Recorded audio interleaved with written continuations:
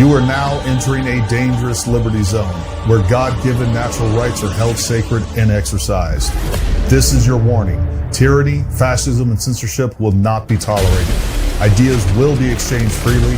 Rigorous debate and open discourse is encouraged. If you are weak and your beliefs are fragile, you should leave now. Prepare yourself. We are now live on the Dangerous Liberty Podcast. All right, folks. Happy Wednesday, everybody. I hope everybody's doing great out there. We got a great show for you tonight. Make sure you like, subscribe, and most importantly, share this. Look, we are going to continue to go down and expose the psychological operations that are taking place. And we're getting more and more proof. And we're going to have Bree on here in just a minute. She's going to explain what's going on. I got some other things that I'm going to show you too. And of course, our lovely Jen, she has some things to share too. But before we get into all that, I want to say hi to everybody over in the chat. I see Lori Matthews, Daphne 35, Bruce Smith, Rangers Lead the Way 311, Alice Glasser, Frederick. I see you over there, Fred, Rachel Wellington, Waffles Bacon, and many, many more. I also want to say thank you to all our moderators that keep the chat civil. And with always, folks, we encourage disagreement. What we are not going to put up with is just ad hominem name calling. When you're doing that, you're not letting other people speak. Number one, you're not contributing anything to the conversation. But on top of that, you are actually trying to shut down and suppress other people's speech. So if you have a disagreement, we welcome it. We love it. Let's talk about it. What we will do tonight, like always, is we will basically put on a podcast. Toward the end, we'll start adding more and more discussion points from you and from the chat and allow questions as well. And we'll try to get to many of those as possible. Again, make sure you like, subscribe, all of those good things. But without further ado, I want to bring on Jen, the producer, and most importantly, not to put you down, Jen, but our guest, Bri Dail. Bri, thank you for coming on. Jen, thank you for being here. You guys are awesome. Thank you so much. Thank you. Bri, I just want to tell you, you were awesome.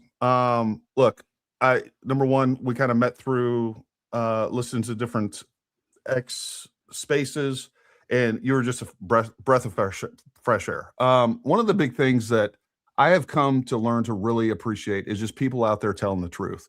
And it resonates with people, people that love this country and are not trying to push narratives. And I'm just so sick and tired of it. And once you see it in people and you start going through social media, it is just so glaringly obvious. And number one, you love America, you're a veteran, and you're just speaking the truth. And I appreciate that so much and appreciate you. And if you will, just take a moment and just introduce yourself to everybody if they're not aware of who you are.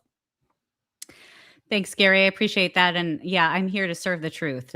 Truth is not a thing to me. It's a person. His name is Jesus Christ. And so if I do not serve the truth, then I'm not serving him. And that's my purpose in life.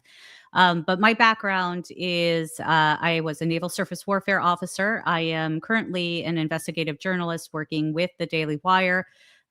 Past 5 years, I was living in Rome, Italy, where I was covering the Vatican as their Rome correspondent. Before that time, I worked for Epoch Times and a number of other outlets, including Newsmax, as I was front camera during COVID. So you might see me there.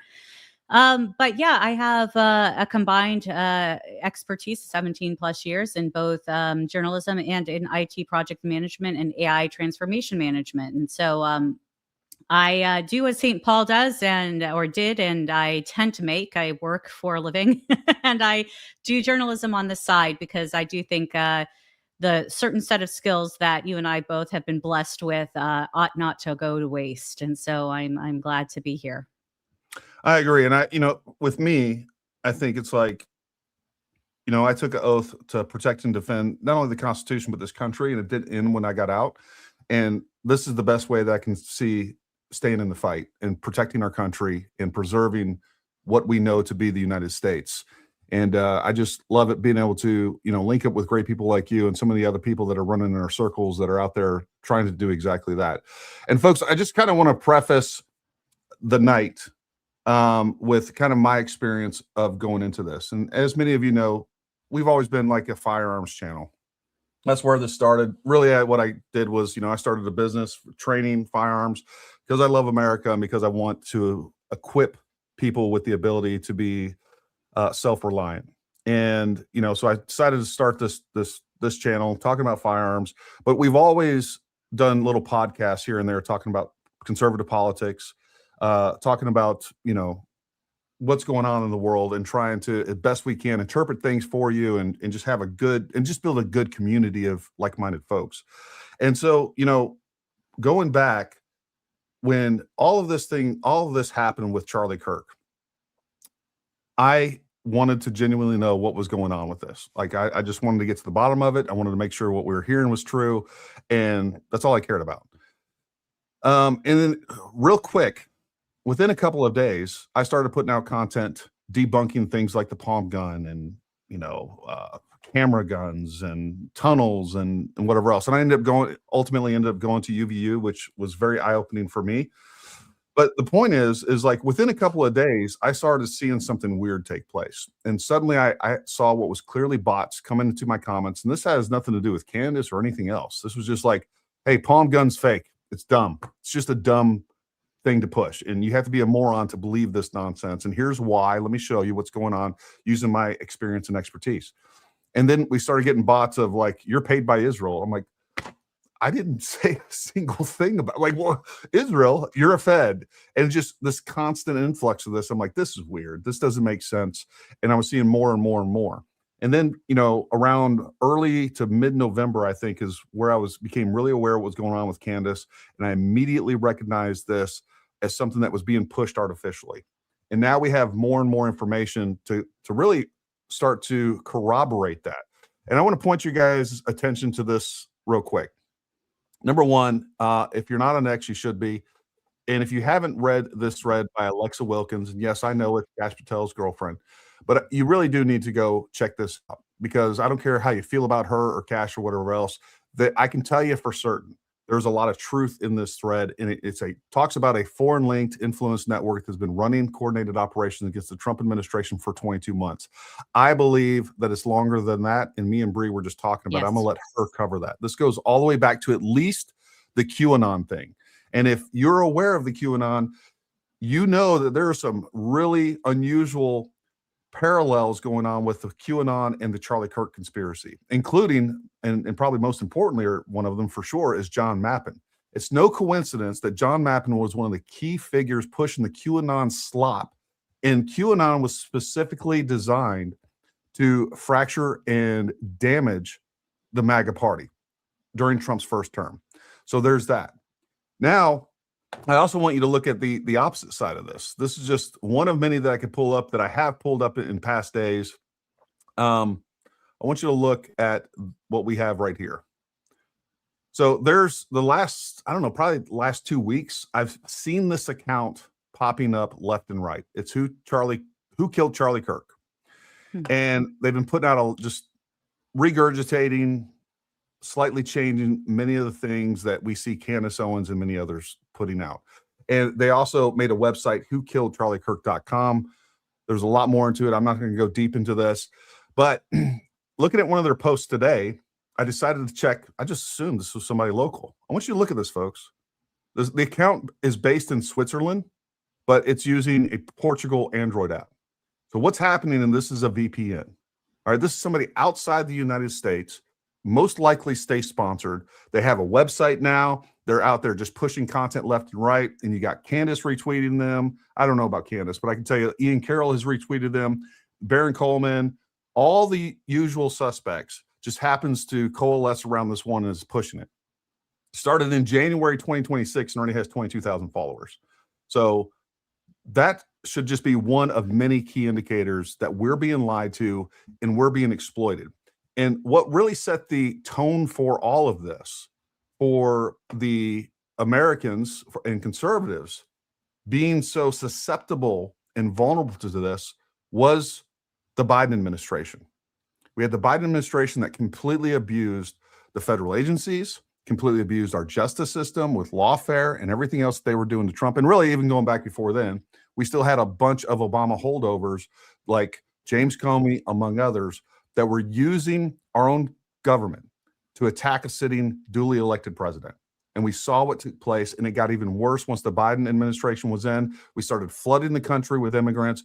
They were trying to arrest Donald Trump, 34 or whatever felonies that had never even been heard before. Some of the charges were so novel and so stupid that it's just like what we see with psychological operations. They were trying to overwhelm them with volume and just get them on something.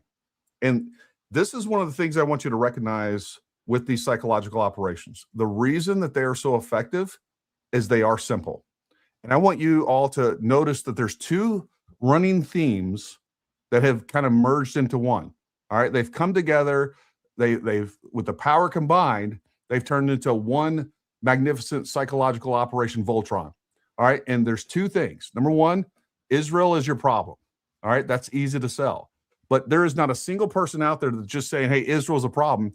The other thing that's running concurrently with that, and is always DJ'd in there, is, hey, look, Charlie Kirk was killed by either Israel or the U.S. government. You're not going to find anybody that's like, look, I think Charlie Kirk was killed by the government or by the French or whatever else. They don't, but I reject the idea that Israel's bad. That doesn't exist. These things are always running in pairs with one another, and it always has to go back to Israel no matter what. So the reason I'm stating all that is I just want to start with kind of a big picture element of what's going on. And if you're on X and you're on social media, all you got to do is look through the comments. There are these people that are they're sock puppets, they're bots, and they're retweeting, resharing everything that these people have. And then they go to accounts like mine and Bree's, and they try to dox us. They downvote stuff. They try to get us down there and get an argument, so we're wasting our time. That's what they're there to do. So it's a number one, it's asymmetrical warfare. And this is something that Bri and I were talking about right before the show. But number two, it's extremely multifaceted, but it's not that complicated. And going back to the messaging is simple. Hate the Jews, and Charlie Kirk was not killed with a 30-06. Really, that's all you got to say. And then when we're on the defensive of this and trying to win people over, we got to start talking. We got to start getting into the weeds. And if you're explaining, you're losing.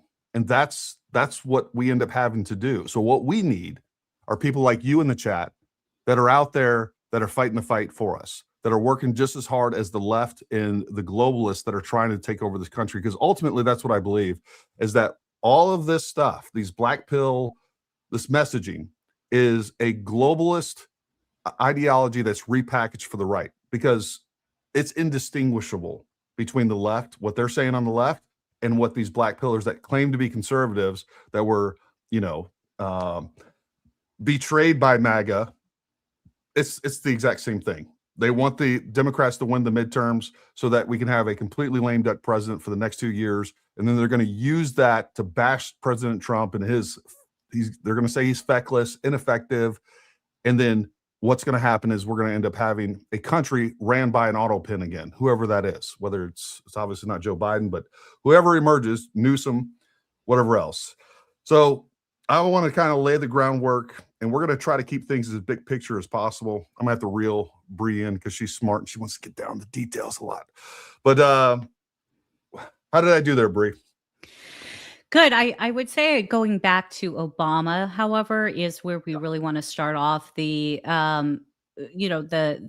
movement towards demoralization against our government, and for good reason. Benghazi 9/11, I think, was the pivotal point when Hillary Clinton sat in front of the Congress and said, what difference does it make? I think that's plus the fact that she was never brought up on charges by the FBI for having a secret server in her house, TSSCI, real-time data. I'm guessing it was probably higher than TSSCI, to be honest.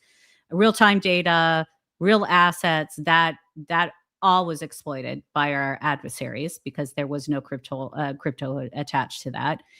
I think when people saw that justice was only for, there's that term, the law, mercy for me and my friends, and for my enemies, the law. And I think people started to see that that was the case under Obama. And when Trump came in, or towards at the beginning of the Trump movement, I think the Russians and the Chinese saw a united front of patriots, people who were really, truly wanting the best for the common citizen, as well as for our country, who were proud to put out flags again. Proud to like excited. I remember going to when Trump came to. I was working. I was right out of the military. Trump came to Norfolk, and he gave a speech. This was early on, and in the primaries, the crowd was electric, and I just couldn't believe after so long we had people who were proud of being American again, Yeah. and I think early on it was identified by our adversaries that a united front that they were witnessing was the existential threat that they had from the United States. And I think they Our thought they had military, crushed. yeah, I think they had thought that they had crushed that because American yes, patriotism, patriotic Americans are freaking dangerous at a global scale. And absolutely, I think Obama administration especially, and there was some war weariness coming from Bush as well. But yeah, like American patriotism had fallen to such low levels that like we were made to believe we should be ashamed to be Americans. And right. when Trump came on the scene and the Russians that are on the ground here gauging all this, paying attention, the Chinese that are on, and many of our other enemies that are paying attention to all this, understand that for what it was, and they knew they had to do something about it.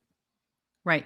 So I would say the first for the audience, the first counteraction to the current operations is getting us back on track on the patriotic side of things.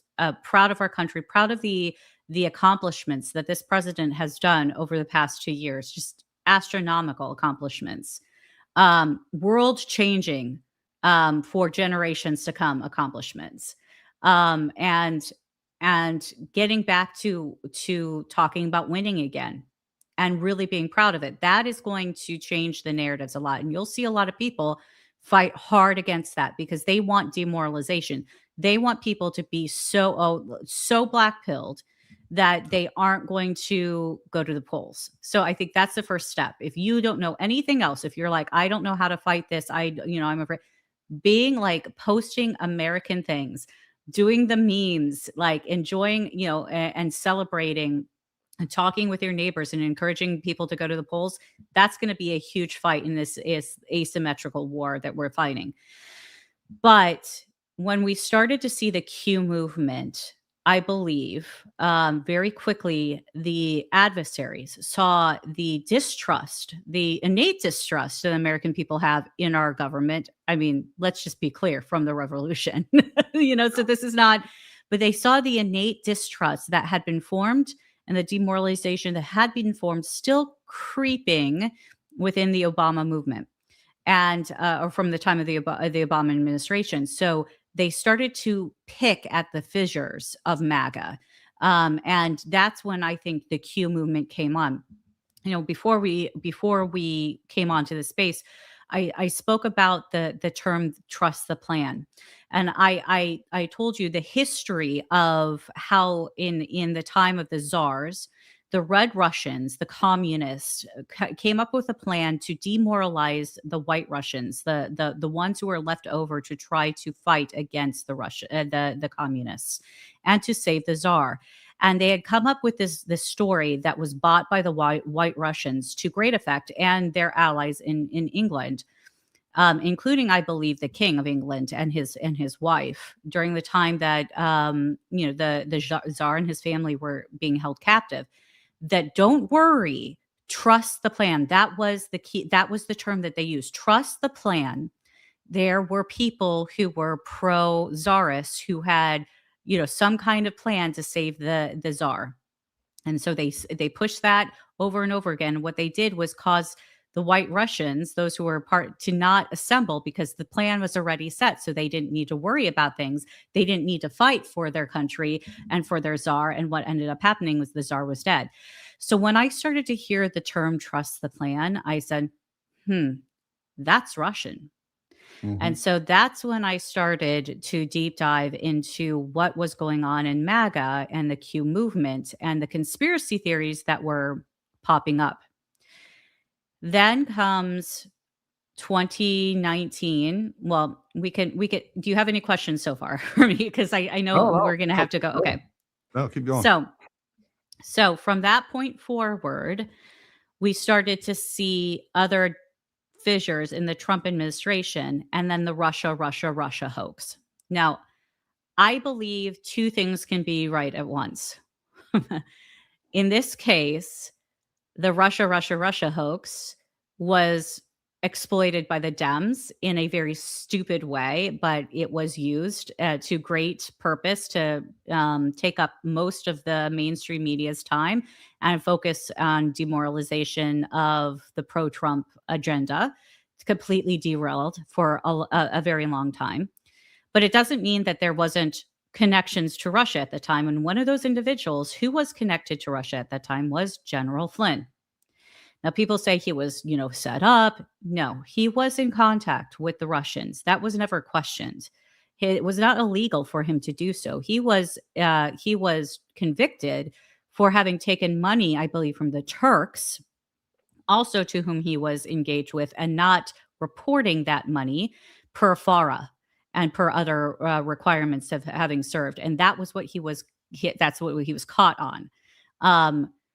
Needless to say, he's now been not exonerated. He's been pardoned by Trump. And then nevertheless, they were involved and engaged with the Russians. And of course, the Russians would want to engage with him. Sure. I've always thought that the Russians have teetered on a potential turn towards trying to engage with the United States because they have no real connections culturally to the Chinese and the Iranians. Yeah.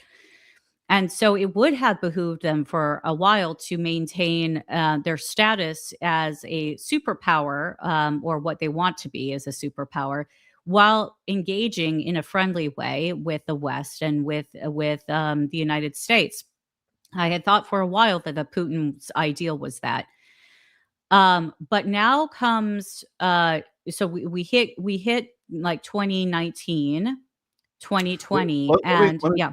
Let me pause you right there on two things. Number one, I got a quick video I want to play that kind of reaffirms so many of the things that you're saying. But number two, I think you're right about, and I think we as Americans, most of us realize, hey, look, there's no reason that after the Cold War, we shouldn't have been friends with Russia. But we had a Cold War military industrial complex that was completely set up and their existence was justified because of the Soviets. So they wouldn't let they wouldn't let peace be between us. And I do think that Putin, at one time at least, was very amenable to the idea of peace with the United States and really becoming what could have been a really good ally. I do think, if not an ally, at least someone who was, in some ways, has more in common than the Chinese, for sure. At least less adversarial than we were, for sure. Yes. But I do think that Putin is like, dude, these people have rejected me so many times, because he has. I think he has genuinely reached out. And at the same time, even if he thinks that the Trump administration is presenting the olive branch, he also knows, like, if I have an opportunity to damage him politically, I'm still going to do that, because he could be a friend, but he would also be the greatest threat. And I do think that it was very strategic the way that Putin came out and was saying nice things about Trump, which really fed into all of this frenzy. And I don't think that was by accident. I think that was extremely calculated. But real quick, I want to play this video, and we'll jump right back into this right where we left off.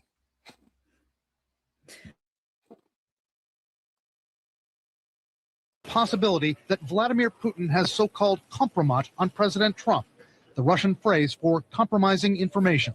Is Trump compromised in the Epstein files, and is that why we're in this Iran war? Vladimir Putin has clearly got something over on Donald Trump. And I'll say it right now. He is in debt to Moscow. The only conclusion I can reach is that, Netanyahu had something on him.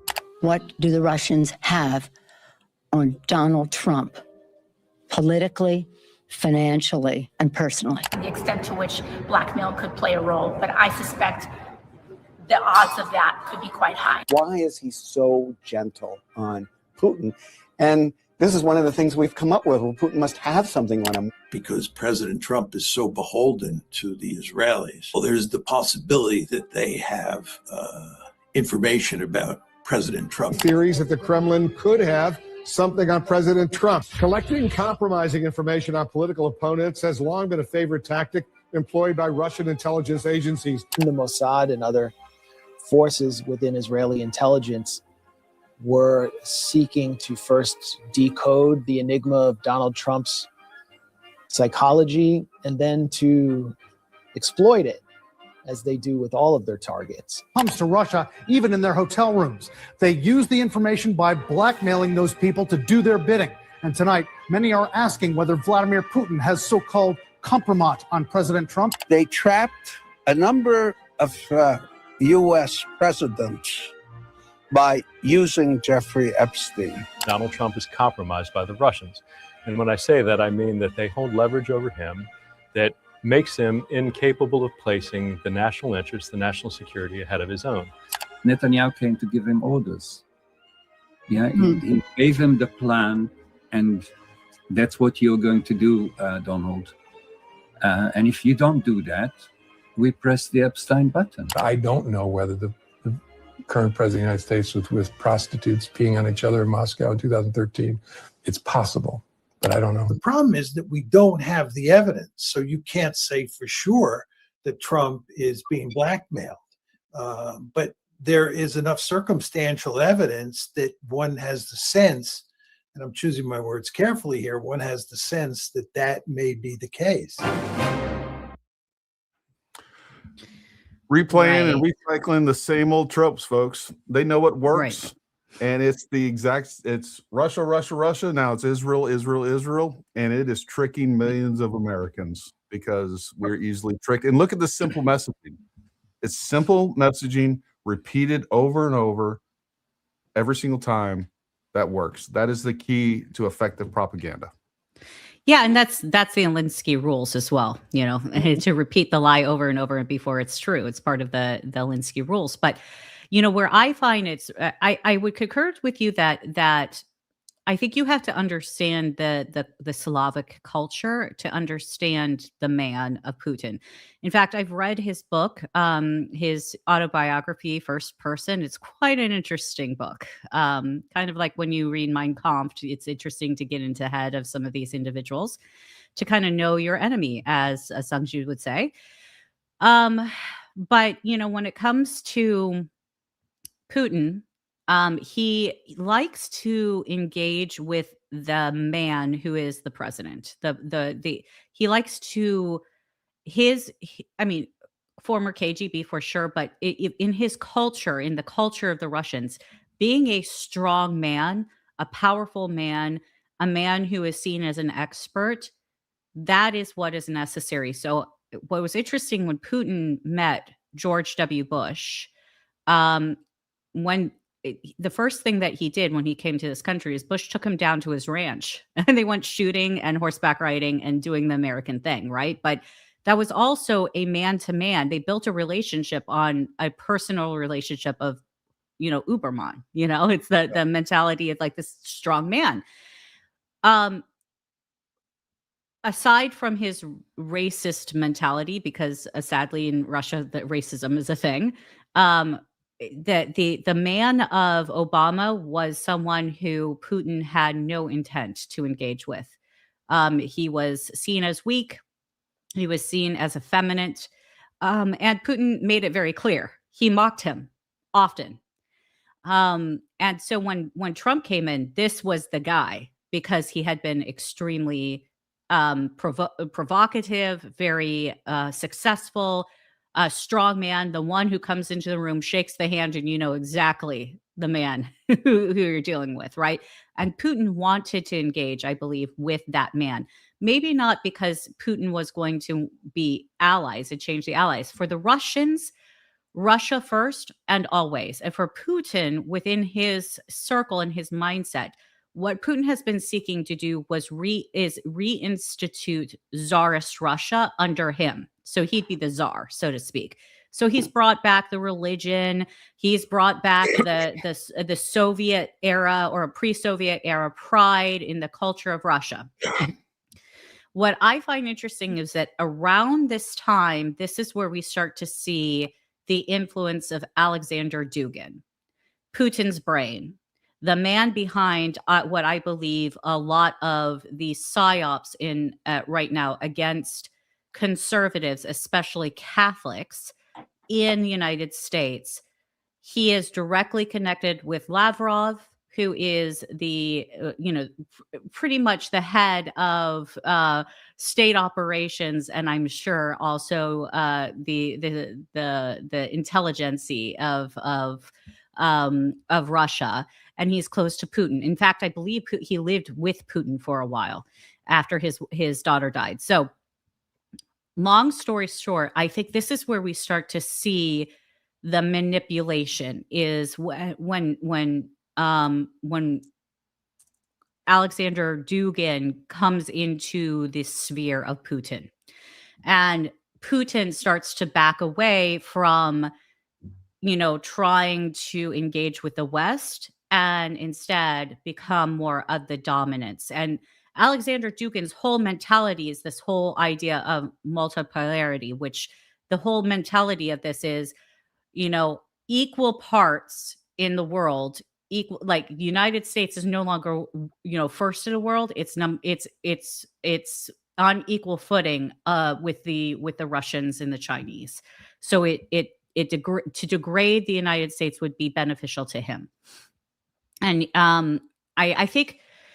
I think this is maybe the time when we should probably bring up that video, Jen, of Alexander Dugin, so you kind of can hear. I think what people want to hear is listen to it. He's kind of rambling, so it may be difficult to understand him, but he's going to talk about his disappointment in Trump, and he's going to also talk about his allies in the United States, the people who have the same mentality as he does for the future of the United States, and he will name influencers by name.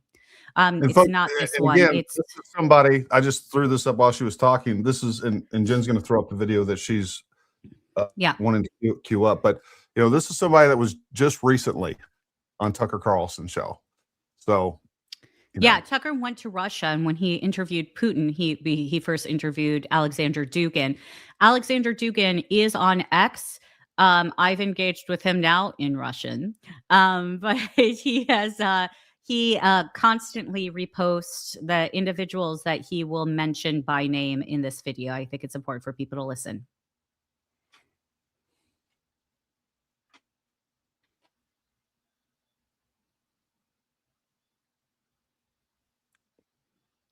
Radical collapse. So that is superpower, hyperpower, that is collapsing. That is agony of it. And we need to understand that well. We should not be hypnotized by the real situation in the United States. They are in very, very bad situation. And hence, they're radical and extremist actions. So they have the problem with Epstein elite. They have the problem with economy. They have the great problem with the state of the moral United States. This is decaying society in the last stage of decay. So we need to follow that. We need to understand that. We need to study it. We need to have the correct, realistic understanding of what is going on in the United States of America outside of their propaganda, and maybe outside of our own propaganda. So we have to have a very correct, realistic understanding of American society, because from that depends almost everything in the world. So we need to try to reach the people of real MAGA, or the core MAGA, who share with us our general ideological, geopolitical, metaphysical vision of multipolarity, because the MAGA accepted multipolarity. Trump has betrayed MAGA and has thrown away multipolarity, has declared the war multipolarity. So, but not MAGA. So we need to follow people like Tucker Carlson, Candace Owens, Alex Jones, Andrew Neapolitano, Larry Johnson, Jackson Hinkle, and great, absolutely great Kim.com that we should invite next time for our conference. He is very great. So we need to reach to these non-conformist MAGA people in the United States who have a very similar vision of what are the real priority to save America, to save the world, to save the West, to save the East, and so on. So we have immense amount of our friends in the United States of America. MAGA movement has made a rise of them. They help to them to reappear and to become important influencers, important power inside of American society. Now they are leading an anti-Israeli line, and that coincides geopolitically with our vision of things. So that is very important. So, but okay, so and you could go onto my X account and re-listen to that, and I would highly recommend people re-listen to it over and over and over again, because Dugan there is telling you exactly the op. Okay, so when we talk about, quote, America first, and we hear people say that means isolationism, that is in accordance with the idea of the Russians, of the United States withdrawing from the world and the Russians taking over the Western Europe. And then in the East, it would be the Chinese. That is the intent. And that is the multipolarity he talks about. Okay. So he says that these individuals that he named are directly in line and with the ideology. And we can see it because they are regurgitating almost word for word his propaganda. And again, he's very close to Putin. In fact, you could see, it's out of order, Jen, but there's a screenshot that I did showing Mario Narfal just recently last year, went to Russia. I was invited last minute to this organization. And you'll see in the photo, Mario is meeting with Dugan and his financier. And I just want to I just want to make a quick point here. Folks, here this guy is very tied into the Kremlin. All right. And he's telling you who to listen to. All right. Do you think that this guy is America first? But no, he's telling you to listen to Tucker Carlson, Candace Owens. I don't remember who else you mentioned to it, but clearly, if his values align with them, all right, that value does not align with the United States. I mean, it couldn't be more obvious. We have the enemy when it comes to the economy, geopolitics. Like, you can't be more clear of who they want America to recede from the world, just like what Bree is talking about and what the current black pillars want you to believe, the woke right. That's what they want you to believe. Like, we just should pull in.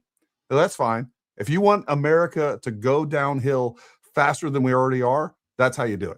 That's how you do it. Right. And you hear him say Trump betrayed MAGA. And he earlier on in this video that he did, he talks about how he was really excited about Trump coming in because he thought Trump was going to be a no wars president, and that meant Russia could pretty much do what they wanted, I don't know, in Ukraine, right? So we are watching this right now in real time, but I will show you the individuals who have met Dugan. I could probably share my screen if we want to do that first, because I've done an interview with this. But before we go, I just, I talked about Dugan kind of coming in and being involved with Putin really. I'm sure he was involved prior, but I started to pay attention to Dugan first Trump administration. It was the first time I heard about this man. And what I find very interesting is towards the end, because we've got different ops running, psyops. Okay, this is a very, very tenuous time in the United States, because when our adversaries see fissures, they will exploit them. So the Russians are exploiting them. but the Chinese are exploiting them as well. And the Chinese have been exploited. Heritage Foundation did a report on how the CCP was helping fund the Black Lives Matter movement. When we were seeing the riots, they were the ones who were setting up the training for the individuals behind the scenes. And remember the piles of bricks? I'm being told also that there was funding to those organizations that were dumping the piles of bricks in those areas. I mean, we're at that point where the Chinese were involved with that. It's not surprising to me. Demoralization is one of their things, but the big push of demoralization from the Chinese, and where I think we got to the mental state where we're at today, was COVID. They isolated us. They disconnected us from society, from civil dialogue and discourse, which is part of the American persona. And what the Chinese did and I do believe it was a bioweapon. I believe that the Chinese created it specifically to take down the million-man marches that were taking place in Hong Kong at that time. People could go back, see that Trump issued a statement on Thanksgiving Day in support of those in Hong Kong, including Jimmy Lai, Cardinal Zen, who were protesting the CCP coming into Hong Kong and taking over their government and trying to force those who might be arrested over to mainland China. You know what happens to those people? They just disappear, right? So they were really fighting it. COVID comes in, all of those in Hong Kong, they deal with like issues with, diseases coming from the mainland all the time. They know what to do. They shut down their obedience in this way. They, especially with health situations, they all go back into their houses. Those kids are round up. Jimmy Lai, the founder of Apple Daily, the pro-democracy news organization, completely destroyed now. He's round up with his producers and his editors. They're all imprisoned. Jimmy Lai has just been convicted by the CCP government to life imprisonment in the worst possible, jail type situation. Cardinal Zen of Hong Kong, Catholic cardinal, was arrested by the CCP during this time as well. Okay. Not a word said by Pope Francis on Cardinal Zen and the Chinese people at the time. That's a whole nother situation for another time. But all of this time, people are watching this, including traditional Catholics, and are saying, Pope Francis is being silent. He's closed down the churches. We're being demoralized, right? Up pops up Archbishop Carlo Maria Vigano. Now, Vigano is known for being a, quote, whistleblower during the 2018 Pennsylvania grand jury report. He had been the nuncio in Washington, D.C., that's like the ambassador from the Vatican to Washington, D.C. from 2011 to 2016. Okay. During that time, prior to that, we had the 2002 sex abuse crisis, right? The Boston Globe situation.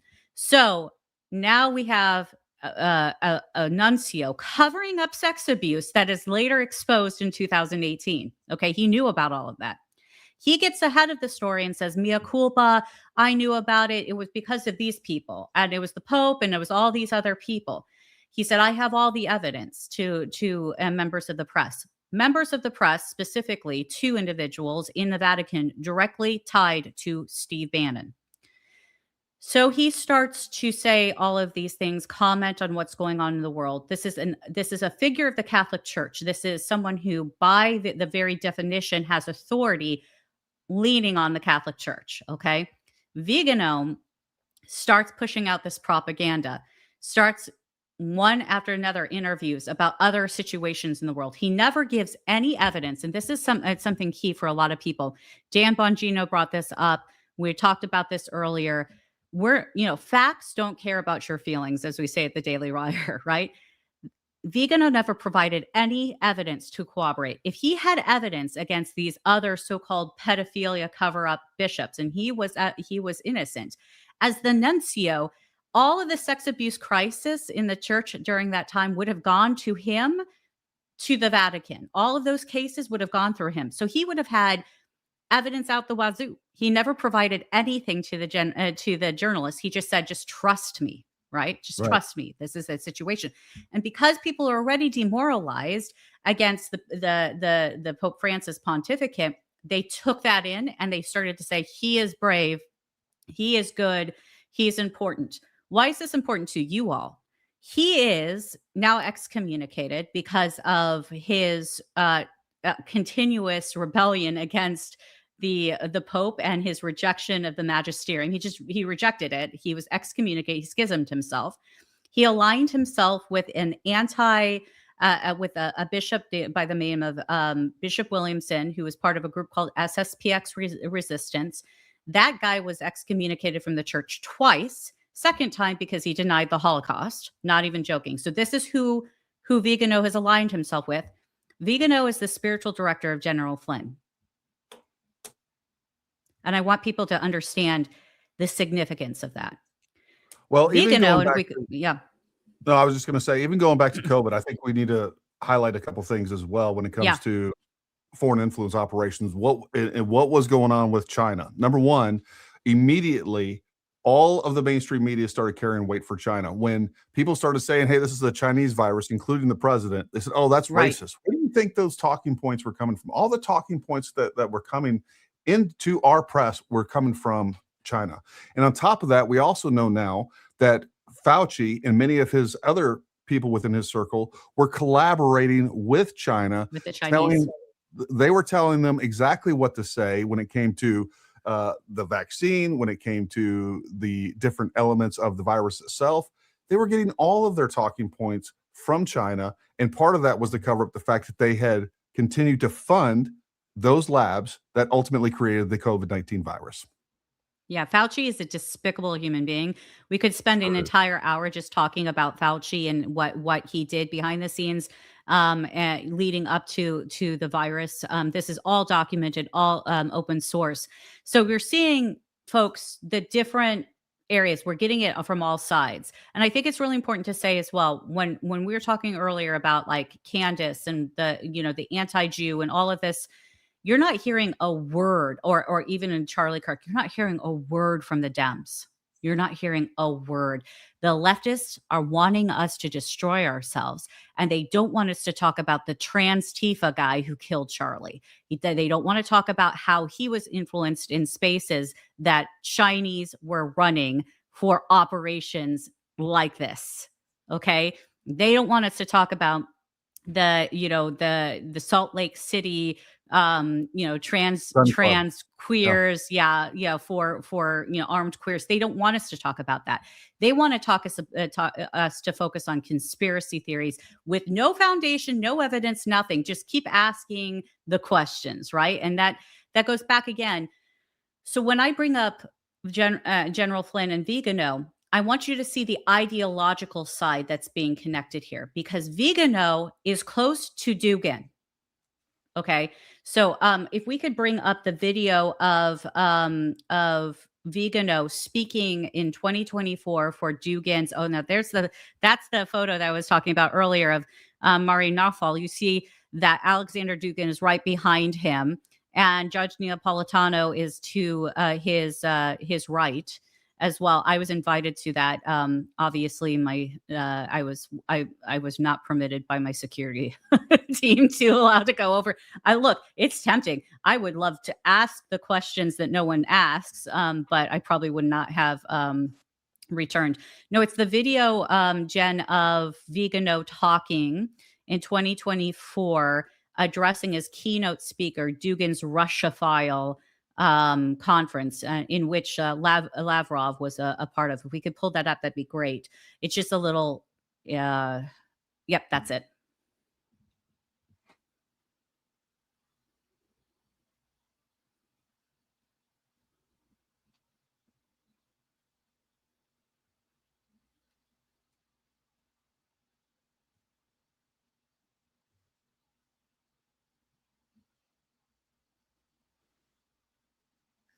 Your Excellencies, distinguished ladies and gentlemen, dear friends, this is the second occasion on which I have the honor of speaking at the International Congress of Russophiles.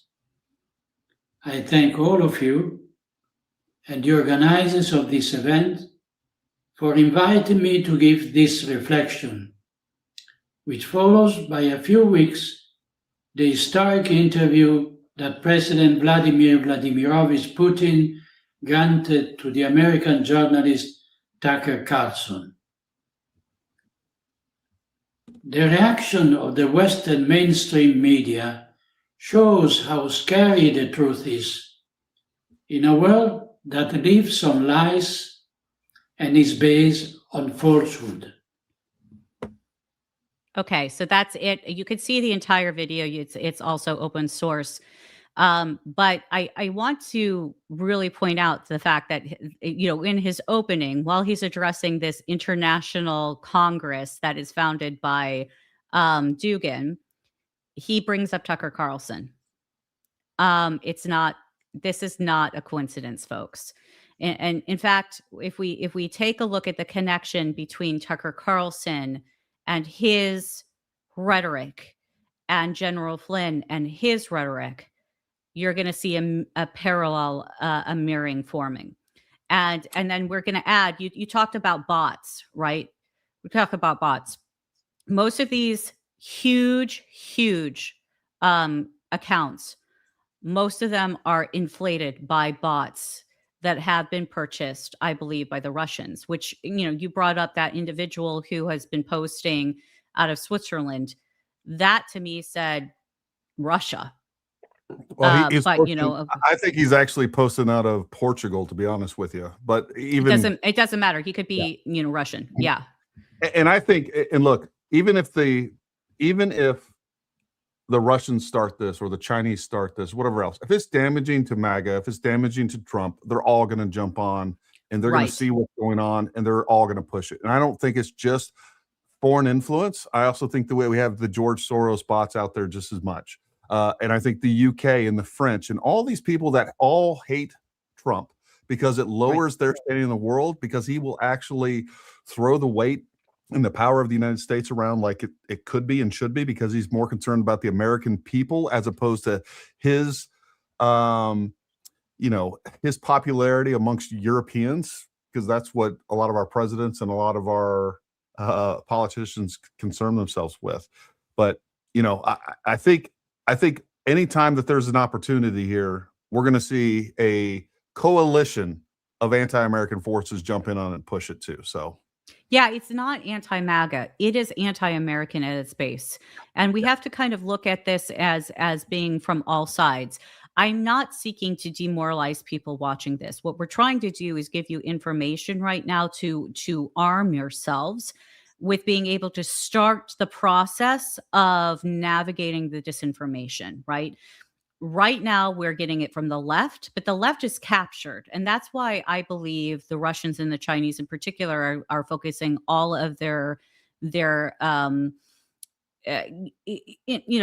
it's unconventional warfare. Yeah. Their psyops, their training of individuals in Cuba. We just saw that, right? So the Chinese are directly connected to that down in Cuba. In fact, earlier on, right after Charlie Kirk had, he was before Charlie Kirk had been assassinated. In one of the spaces that we go to, we were discussing the Trans-Tifa movement, this co-alliance between transgender and queers with Antifa and then the pro-Palestinian movement. And we know this is now, I'm so glad, but I saw it today being reported on Fox News. Finally, people are talking about Neville Roy Singham and how Singham has been funding the People's Forum, which has been deeply involved with all of the protests, the pro-Palestinian protests. But in the Trans-Tifa movement, we've seen a lot of violence take place, and this is ideological. It's psychological. It's very, very dark stuff when you start to go down that path and you start to look into this. But this has been manipulated in the chat rooms and the threads that we're seeing in these different streaming apps is being manipulated by actual agents, and I believe it's CCP related. I have a reason to believe it because of other techniques that the Chinese use specifically to target really the nucleus of the human person in the United States, the family, morality. The Chinese know how to go about this. because it is so foreign to them. They know how to influence and say, this is something that we can, like TikTok, for example, is a full-on app. That's what it was created for. For It was psyops. the Chinese mechanism to psychologically influence Americans from China. Real And quick, when did I they become wanna- real? Yeah, go ahead. I was just going to say, I want to address this real quick before we move forward because I think it's important. The eclectic journalist says, what evidence is there that he, Alexander Dugin, is connected to the Kremlin? Well, he himself has said it, and we have overwhelming evidence that he lived with Putin and that he directly works for. And like Lavrov comes to his conferences. This is not a secret. It's very, very open source. Fair enough. Yep. Yeah. And I'm going to tell you my battery is starting to die, so I'm going to have to plug it in. So I don't know what this is going to do for my mic, but I wanted to bring up TikTok because TikTok really became very popular during COVID, and I don't think that is a consequence there. And in fact, TikTok was, I believe, and I'm not the only individual. Billboard Chris has really dealt with on the ground a lot of the psyops that have been taking place, especially with transgenders. But where TikTok came in during COVID, when everybody was so isolated, especially the kids, right? The kids were super isolated, not being social, not getting that formation in their brain. They went to social media, and you saw this explosion of victimhood coupled with transgender. And so remember, with all the pronouns, frog, self, dog, self, all of this stuff was coming out of TikTok. TikTok in China is completely different. They don't have any of this. Yeah. They regulate it, and it's like food videos and things. The Chinese know exactly what they're doing, which is why I am of the opinion, our intelligence agencies have been of the opinion that TikTok is a psyop and it must go. It must be banned. And Trump has tried to bridge the gap and say, well, if the United States had control of this, then we could potentially continue having TikTok in the States. No.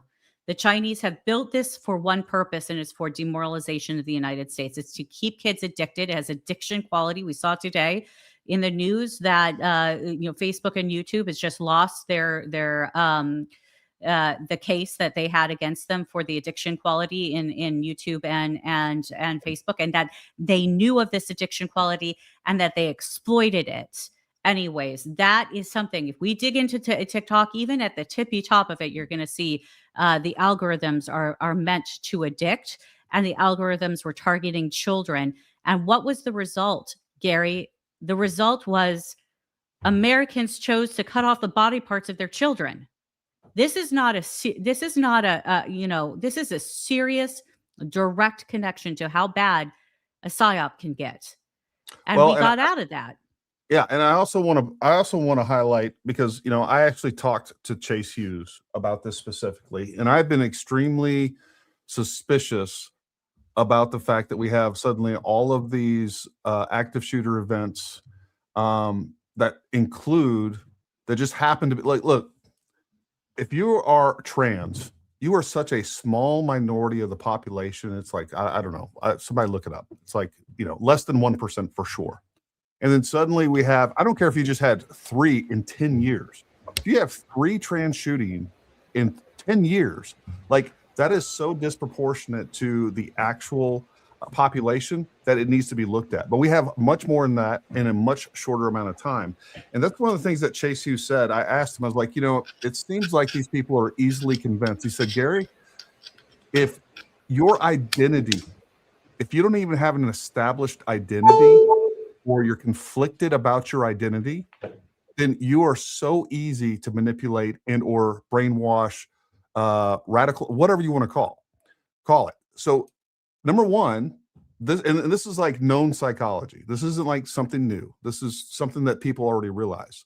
So number one, we can target those people individually, Or you can have somebody like China start pumping this information out through things like TikTok, amongst others, and through the left, who's been pushing this stuff for many years. And now we're creating people that they may not necessarily want to weaponize all these people, but what they do is they make them extremely susceptible to believing whatever they pump at them. And that's the play. And we need to recognize that for what it is, because it is not a coincidence of what's taking place. And even somebody like Tyler Robinson, who grew up Mormon, and now he's dating a trans furry weirdo. Like, you talk about a fractured, unestablished identity. He's trying to figure himself out in a way that is somebody that's extremely susceptible to brainwashing, to manipulation, to psychological operations, they're easy to identify via easy algorithms, and then they're easy to radicalize and ultimately weaponize and point them at targets. There's nothing hard about it, folks. And you know, I just think like that's definitely something that we need to look at. And, you know, one of the things that you and I were talking about before the show, it's like, you know, why doesn't America have all of these bot farms that we know the Russians do, we know the Chinese do, we know many of our actors do? Well, number one, I think the United States and people like Tulsi Gabbard, people that are running our intelligence agencies, they underestimate that, how effective that actually is. And I think they also feel like it's beneath them. You know, it is asymmetrical warfare. And just like you and I were talking about, it reminds me going back to, you know, the Revolutionary War and how that we had these English soldiers, and the American soldiers did it too. We would walk up and, you know, ranks, and it's like, ready, aim. Well, what happened was we started getting people like the Rogers Rangers that started doing unconventional asymmetric warfare, and now they're shooting from the wood line and they're aiming for their officers. And the way that they looked at this is like, oh, these are cowards. This is you know, despicable the way that they're conducting their war. And that's kind of where we're stuck. It's like we have 5th generation warfare taking place, and we're still stuck in 3rd generation warfare, trying to figure out where we can drop a tomahawk. And they're kicking our ass in this area, and we haven't quite adapted to the modern threats. Did I lose you, Bree? Are you frozen? You look frozen. I'm going to remove you and then throw you back on there.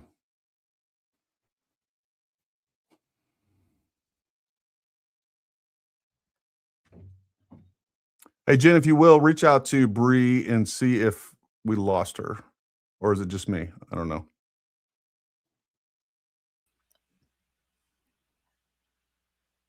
Gary? Yeah. By the way, I did look up those numbers, and this is what's really scary. I'm trying to get Bree back as well. Okay. Between 0.8 and 1% of adults self-identify as trans. This is where it gets very scary. Between 2 and 3% of children self-identify as trans. Like, so that's it not, doubles. that Almost is not even triples. normal. That's not even possible. You know what I mean? Like, that's such Yeah. bullshit. Like, if that is how they're identifying, they're being trained to identify. Like, there is no Absolutely. generation before this one where people woke up and was like, you know, I didn't know anybody in my entire childhood that wondered whether or not they were a girl. Yeah, there was tomboys. You know, there was girls that, you know, wanted to go over there and climb trees and That was whatever, me. and that all worked itself out. But nobody was confused about their identity. I mean, if you can confuse somebody about their sexual identity, you can confuse them about anything. I mean, seriously. It's utterly insane. The freaking Chinese got Bree. Oh, we lost her. I think her battery died. Freaking Chinese got her. Text her and let her know that. Text her and let her know if she needs to jump back on the cell phone. It's fine. It's not a big deal. Okay, she's coming back in now. Sweet. I miss her already. It's really scary that that what you see online can convince people to mutilate themselves, and even scarier, to mutilate their children. It's like, if you can convince people to do that, you talk about like buy some weird Munchausen, like it's political Munchausen syndrome of some weird thing. You know what? While we're waiting on Bree, let's do this. Let's catch up on some super chats, folks. We will prioritize super chats. We'll definitely try to get to some of the live chats as well. Stephen Conti gifted 5 Paramount Tactical memberships. Stephen, every time that you come on this show and you say I hit the like button twice, I try not to let it show, but it drives me. We love you, Steve. Thank you very much, man. That's very kind of you. He's always like, I hit the like button twice. Alexis Wilkins posted some extremely compelling evidence supporting the suspicions of a coordinated psyop to subvert Trump's agenda and fracture the conservative coalition. Russia, Iran, Gal Sharpton, Ian et al. Involved. And I did show that, folks. And matter of fact, that's worth bringing up again. I'm going to share this tab instead. We'll X out of there. And I want you guys to please go read this full thread. Go read this entire thread. It's right here at the top. Right here. All right, Alexis Wilkins. Go read this thread. All right. She's got one of 13 posts in here. She goes through all of this. She talks about it. She gives you some evidence. We got to get more information on this for sure. This needs to be front and center of what's going on. So, yeah, I don't know what else to say. Like, we got to get smart. And hopefully you guys are getting something out of all of this and what we're doing here and trying to expose this, make you aware of it. Bree said her computer crashed. She has to completely reboot. Damn commies. Mm-hmm. Freaking Russian. She's gonna boot it back up. It's just gonna be a picture of Alexander Dugan laughing.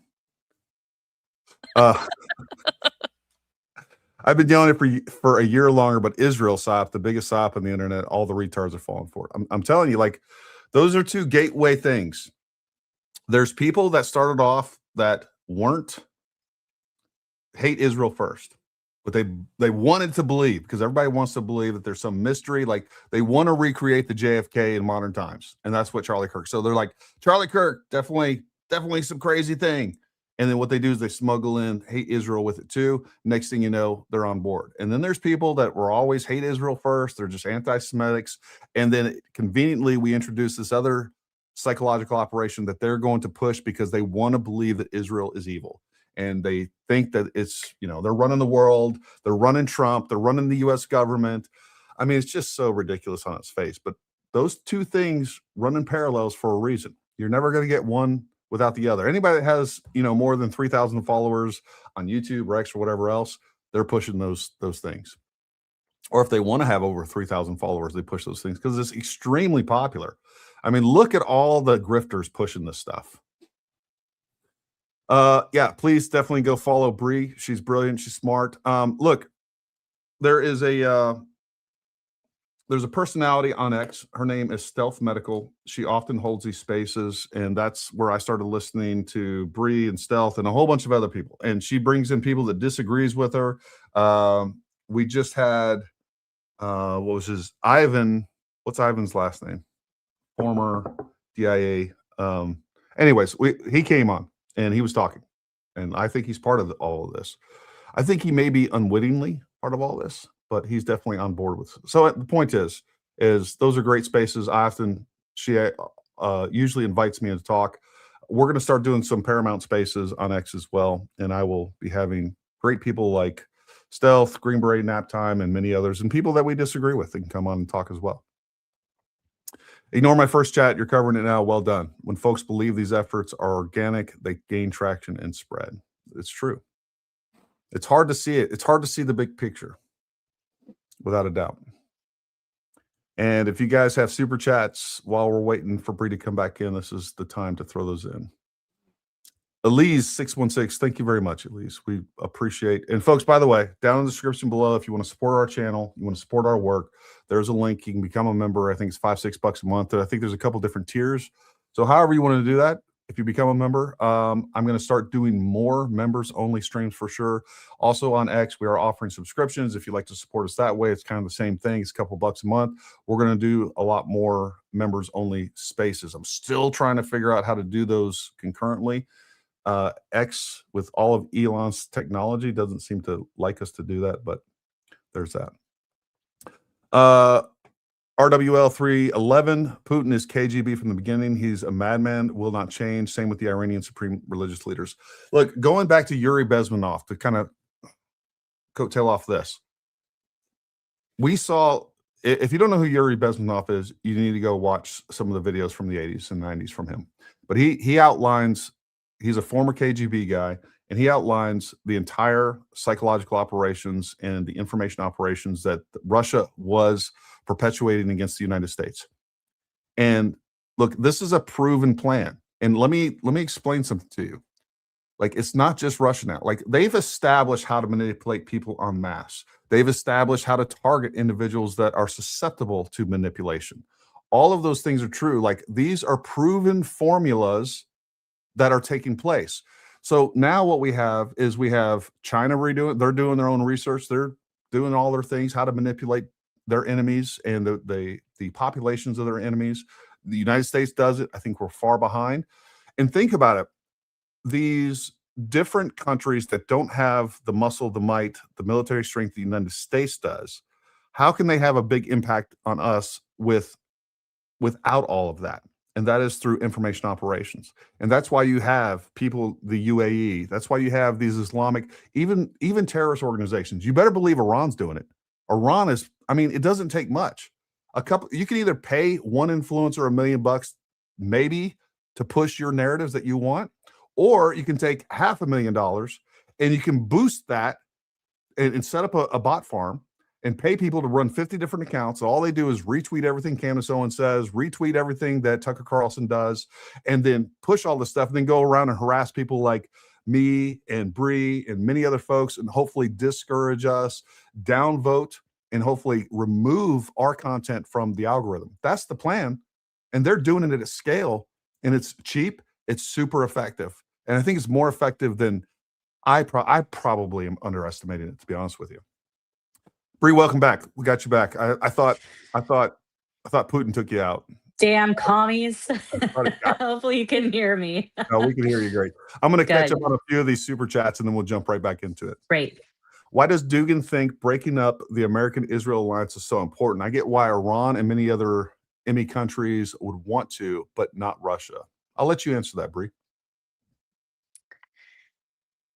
The United States is overwhelmingly influential in the world. We saw that with the fall of the USSR, the bloodless fall. And in fact, there's a really good book that I tend to promote, a book called The President, the Pope, and the Prime Minister, talking about how President Reagan, Pope John Paul II, and Margaret Thatcher came together to engage in such a way with our incredible intelligence agencies at the time to lead to the bloodless fall of the USSR. The Russians have never, and remember, the Russians today are products of the USSR.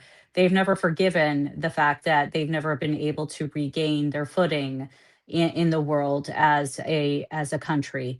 And so the easiest way to do so is to have the United States remove itself and focus on its own internal issues. Just to clarify, the question was, why does it think breaking up the American-Israel alliance so important? Well, because because Israel has such an impact in, especially in the Middle East, but in the world. I mean, look at what they've been able to produce in their country with agriculture. They are now providing that technology to the Jordanians and the Syrians and the Egyptians. They've done that to the Saudis. They provided the technology to the Saudis to make green their deserts, to be able to have our agriculture, which brings good about in the world. And I think for the Russians, I don't believe that the Russians really see Israel as much as a threat, as more of the dominant voice of reason and democracy within the Middle East. And the United States is very, very connected, very, very close to Israel. So it would benefit them if I do believe that they would be considered castaway fodder, so to speak. The Russians are very much involved in Israel, but I'm also going to bring this up because I think a lot of people don't know. If you understand the pogroms and what happened with the Jews, there are many Jews in Israel trace their Judaism back to, or their lines and their lineage back to Russia. The Russians kicked the Jews out of Russia multiple times. And the Russians have a deep-seated, this goes to their orthodoxy, deep-seated hatred of the Jews. They believe that the Jews are the descendants of those who killed Jesus, and that Christians are the ones to take their place, and that's called supersessionism. It's replacement theory in their brains, and so in that level as well. But it's the Russians were the ones, by the way, who created the disinformation prior to World War II. The very well known now protocols of the Elders of Zion. It is this document that is being used right now to push the anti-Jew hatred in the MAGA movement. If you read that document and you see what these people are saying, this is exactly the same propaganda that was pushed into Europe that started the war, in the World War II. Yeah, and I don't think people understand too, just geographically. Like, you have to understand that Russia is right here connected to the Middle East. And Right. one of the Israel is a proxy essentially that allows the United States to project power and a close ally in the Middle East. I mean, think about back when Russia was trying to take over Afghanistan, and they've been all over the Middle East, been meddling for many, many years, going back, decades since the inception of the Soviet Union. They wanted to dominate that area. And of course, the other reason for that and why they want to have so much power and influence in the Middle East is what? It's petroleum. It's Right. energy. So, Russia is big into energy. They have many Russian oil companies and things like that. They understand what's going on with that. But Gary, it's also control of energy to Europe. Yeah. So if we take a look again to Reaganomics and why Reagan really was very hard on allies during the Cold War about providing the Russians the material to build what is now known as their gas pipelines to Europe. Look who Europe has to depend on for their gas. We're talking about their natural gas. It's Russia. And so even now, even with the Europeans, and we see the Europeans are pretty feckless in a lot of their leadership, but the Europeans, even with all the sanctions against Russia, they still pay for their gas through Russia. So they're never going to be, they will never be free until they find another way to be able to get their energy sourced from another country. Yeah, I mean, as long as relationships between the United States and Israel are good, it's one piece of the pie, right? There's Right. lots of ways for Russia to assert dominance into the Middle East and start building coalitions where they're getting, like right now, like they're close with Iran. And look, folks, this attack on Iran is not just an attack on Iran. This is very strategic in what it's doing to diminish the power of both Russia and China. So we're getting a lot of bang for our buck with this. And the more tomahawks and the more freaking JDAMs that we drop over there, the happier that I am. Yeah. But understand, like, big picture, what's happening. And I think that was such a great question, whoever brought that up, because I don't think people understand that. And if they can diminish our relationship with the Israelis, we have less ability to function and project power in the Middle East. And there's a lot going on there, from economics to military operations, that has a major impact on, for sure. Right. Gary, you may not be re-enlisted, but the war you're waging right now is just important. Well, thank you. And I think that's something that people like me and Bree, it's like, hey, you know what? My time for kicking doors is over, but I still love this country, and I still want to figure out ways that we can contribute to preserving this country so that I can hand off a country that I'm proud of to my kids and their grandkids. And I, just like I was telling, I have a grandkid. So, anyways, which I'm still trying to wrap my head around. It's Yeah.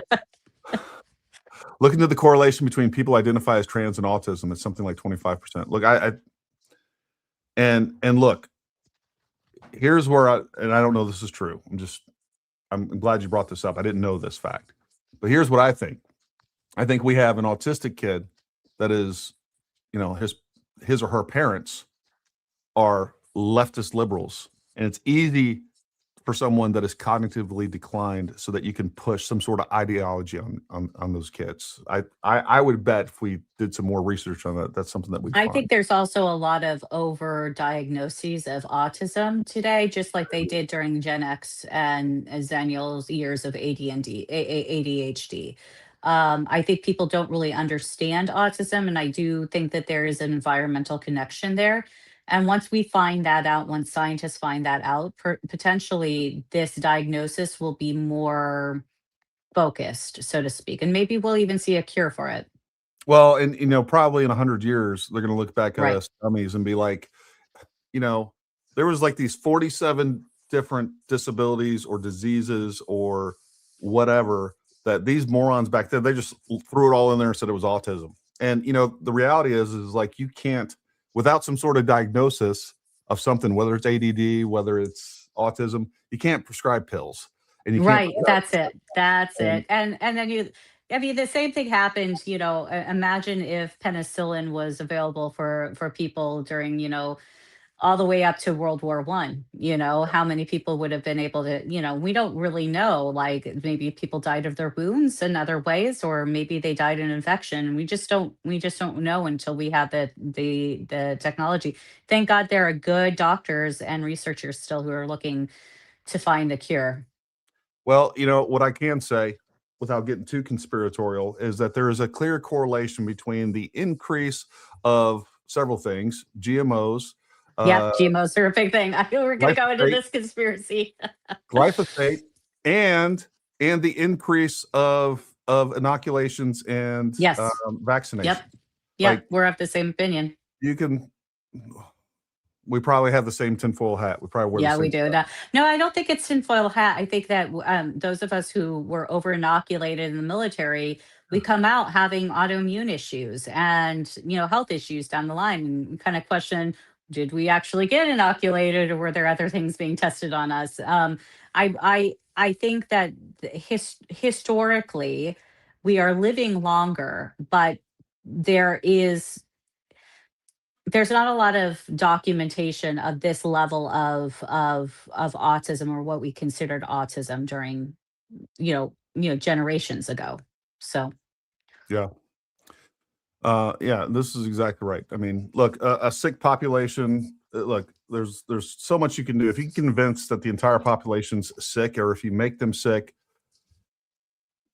there's a lot of ways that you can manipulate them financially and also get them to vote certain ways. So all this stuff ties Right. in, and you're right. Yeah. This is not tinfoil hat stuff. It's just sitting back and just observing what's going on and making where there's clear correlations. And then the other thing I love about it, usually where you can spot the psyop or a bigger picture, whatever you want to call it, is like the knee-jerk, unhinged reaction to it. Like if you start telling people, remember when, and I'll be honest with you, there was a time that I was on this, when people started talking about, oh, all these vaccines are bad, there was such an outcry, like, oh my God, you're going to kill everybody. You're going to, like, you're such a freaking tinfoil hat. COVID, same, right? You're Yep. spreading misinformation, disinformation. You're going to get people killed. It was like the exact same Emotionally. reaction we had the COVID vaccines, exact same.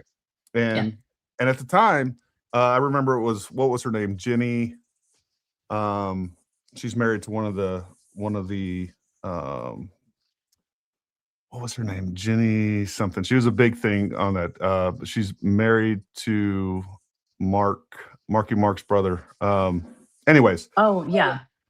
Anyways, so, you know, I remember making fun of her and be like, vaccines save the world. You're so stupid. And by the way, I had 11 anthrax shots. You were only supposed to get 4 or 6, but they kept losing. They their lost record. it. Yeah, that was every time. Do you have an autoimmune now? Do you have to deal with autoimmune issues?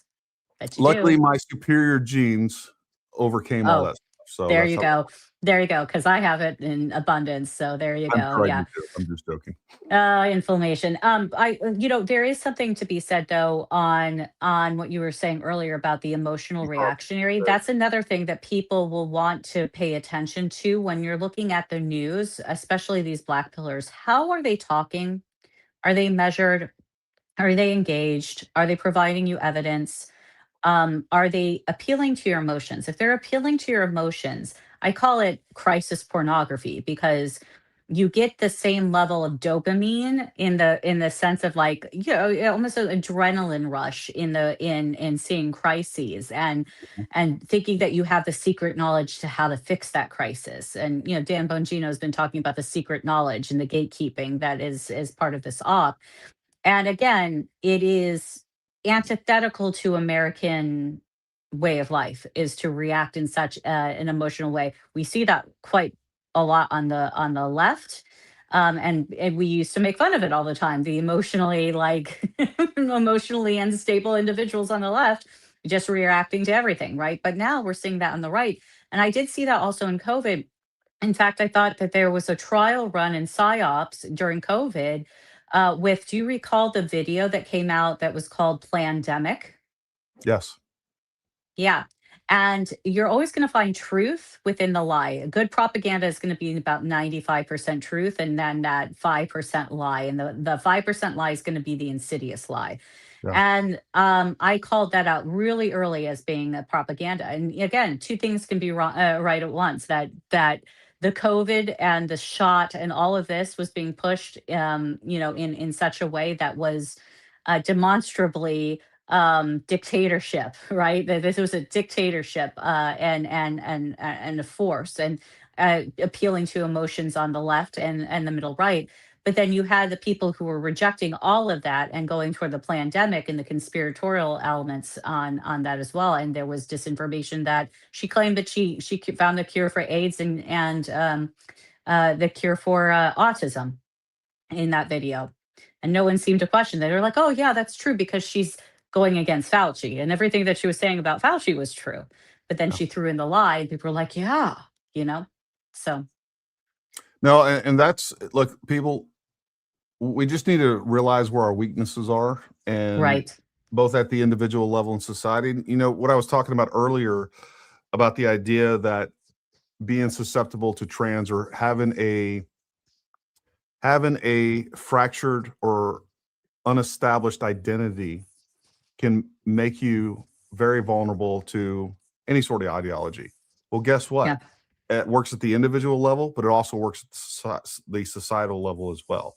When we are fractured as a people, whether it's you're African American, you're gay, and we start seeing everybody pit everybody against each other. They're constantly victim. Right. Victim, like it's like the Christians hate you, the Republicans hate you, this group hates each other. Like that is, and all of this stuff was brought up going back to identity politics. Was like no. It's like, yeah, not only were you a minority, and where I think a lot of the stuff started was with the African American community, and I hate that even phrase, but the black Barack community. Obama. I just have to say it was Barack Obama. He brought in identity politics. This is really going back to even before that. I think they really amped it up to that. You're right.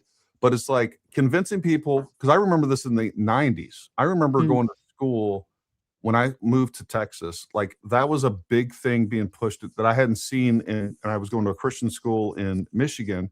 And when I moved to Texas and I went to public school for a while, like I was like 4th grade. I remember we were having these people come in that were black, and they were wearing the African medallions. And it's like, look, you got to embrace your African American heritage. And it's like I started seeing, it's like, I thought we were just Americans. Right. Yeah, and that's where it started. And I think they saw like, hey, this was effective, but these are all things that the Russians, going back to Yuri Bezmenov, had figured out a long time ago.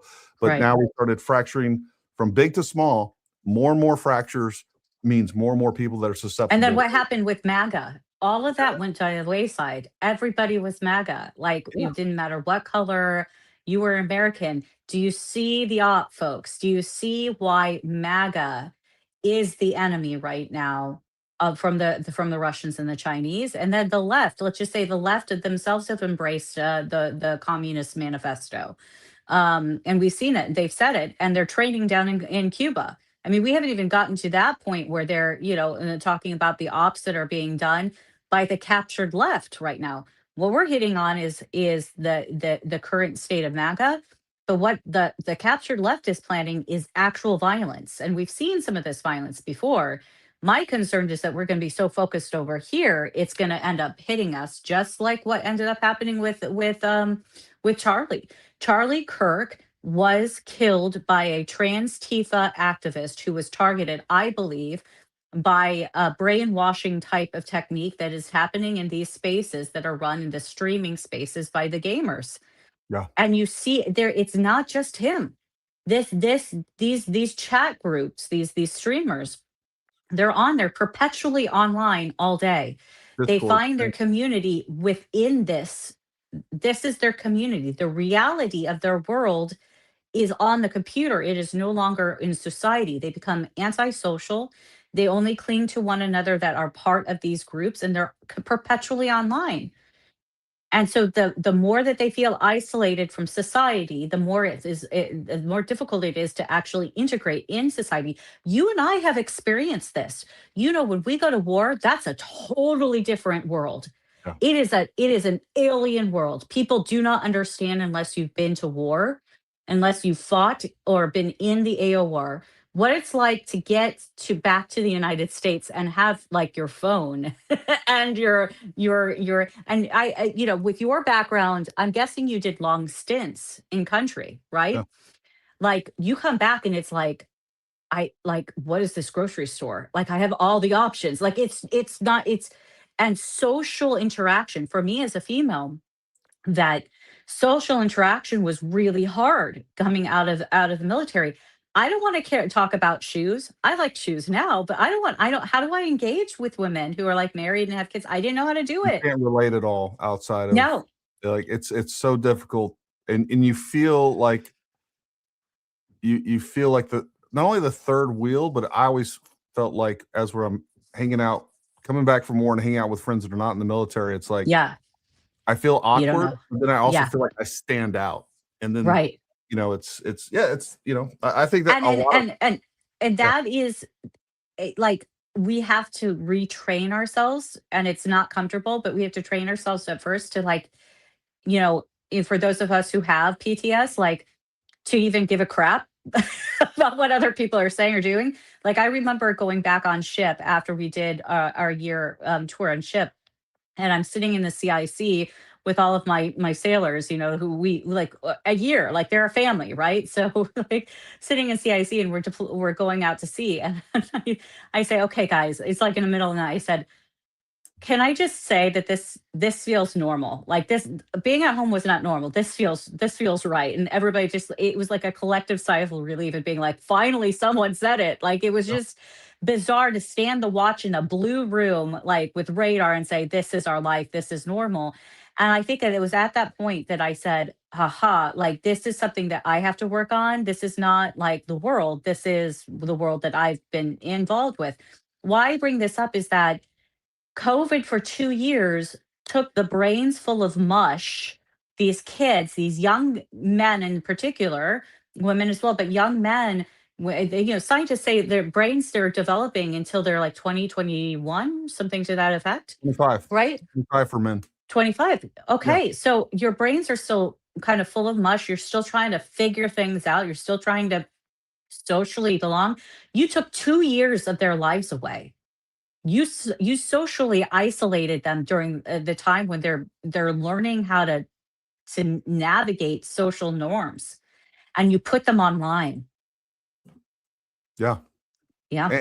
And just like you talked about, what they've done is they've reverted to this space like that we're used to. And Right. this is what feels at home. That's why like they don't want to leave.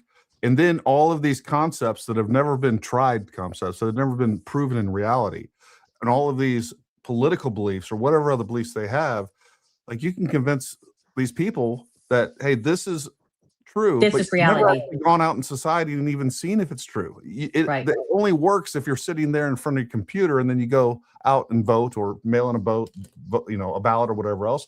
But somebody that's sitting there online for 12 hours a day, man, you can convince those people of anything, especially And they're kids. connecting with people who are in the intelligence world, in these adversaries who know the strings to pull, the emotional manipulation that's going on. They know who these people are. They do background on them, and they start to boil the frog, right? Yep. So they start by tepidly engaging with them on a social. They become friends with them online. You don't ever see their face. This is the same type of grooming that you see with sexual predators. But their intent is to completely change their thought patterns, to even question their own sexuality and identity. And then they throw into the mix the victimhood mentality, and they throw into the mix that you are actually able to fight the man, so to speak. And here's how you could do it, and I can train you how to do it. They get together, everybody feels at home with one another because the world is bad, but this is, it's just like the brotherhood. Like when I sit down with you, it's like brotherhood, right? Automatically that we know what we're talking about. It's hard to talk about that in civilian world. Like there's just things you can't talk about. That's how they're at. It is Look, a level of that.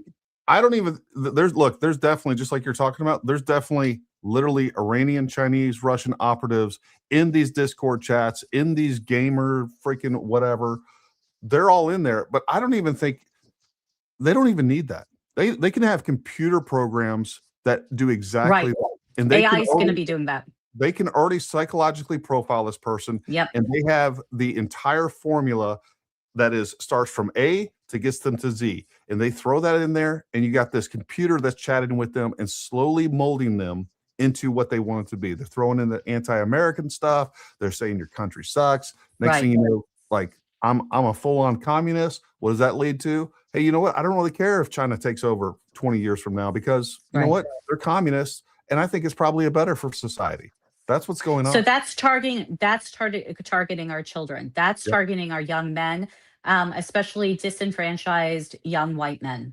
And so you've got that on one side. Now you take it to the right, and you take it to what is targeting disenfranchised young white men in particular on the right. And it's the Nick Fuentes. It's even I have to say the Proud Boys. It's the mentality of the Uberman, like the masculine, that is being appealed to, while at the same time focusing on instead of self-reliance.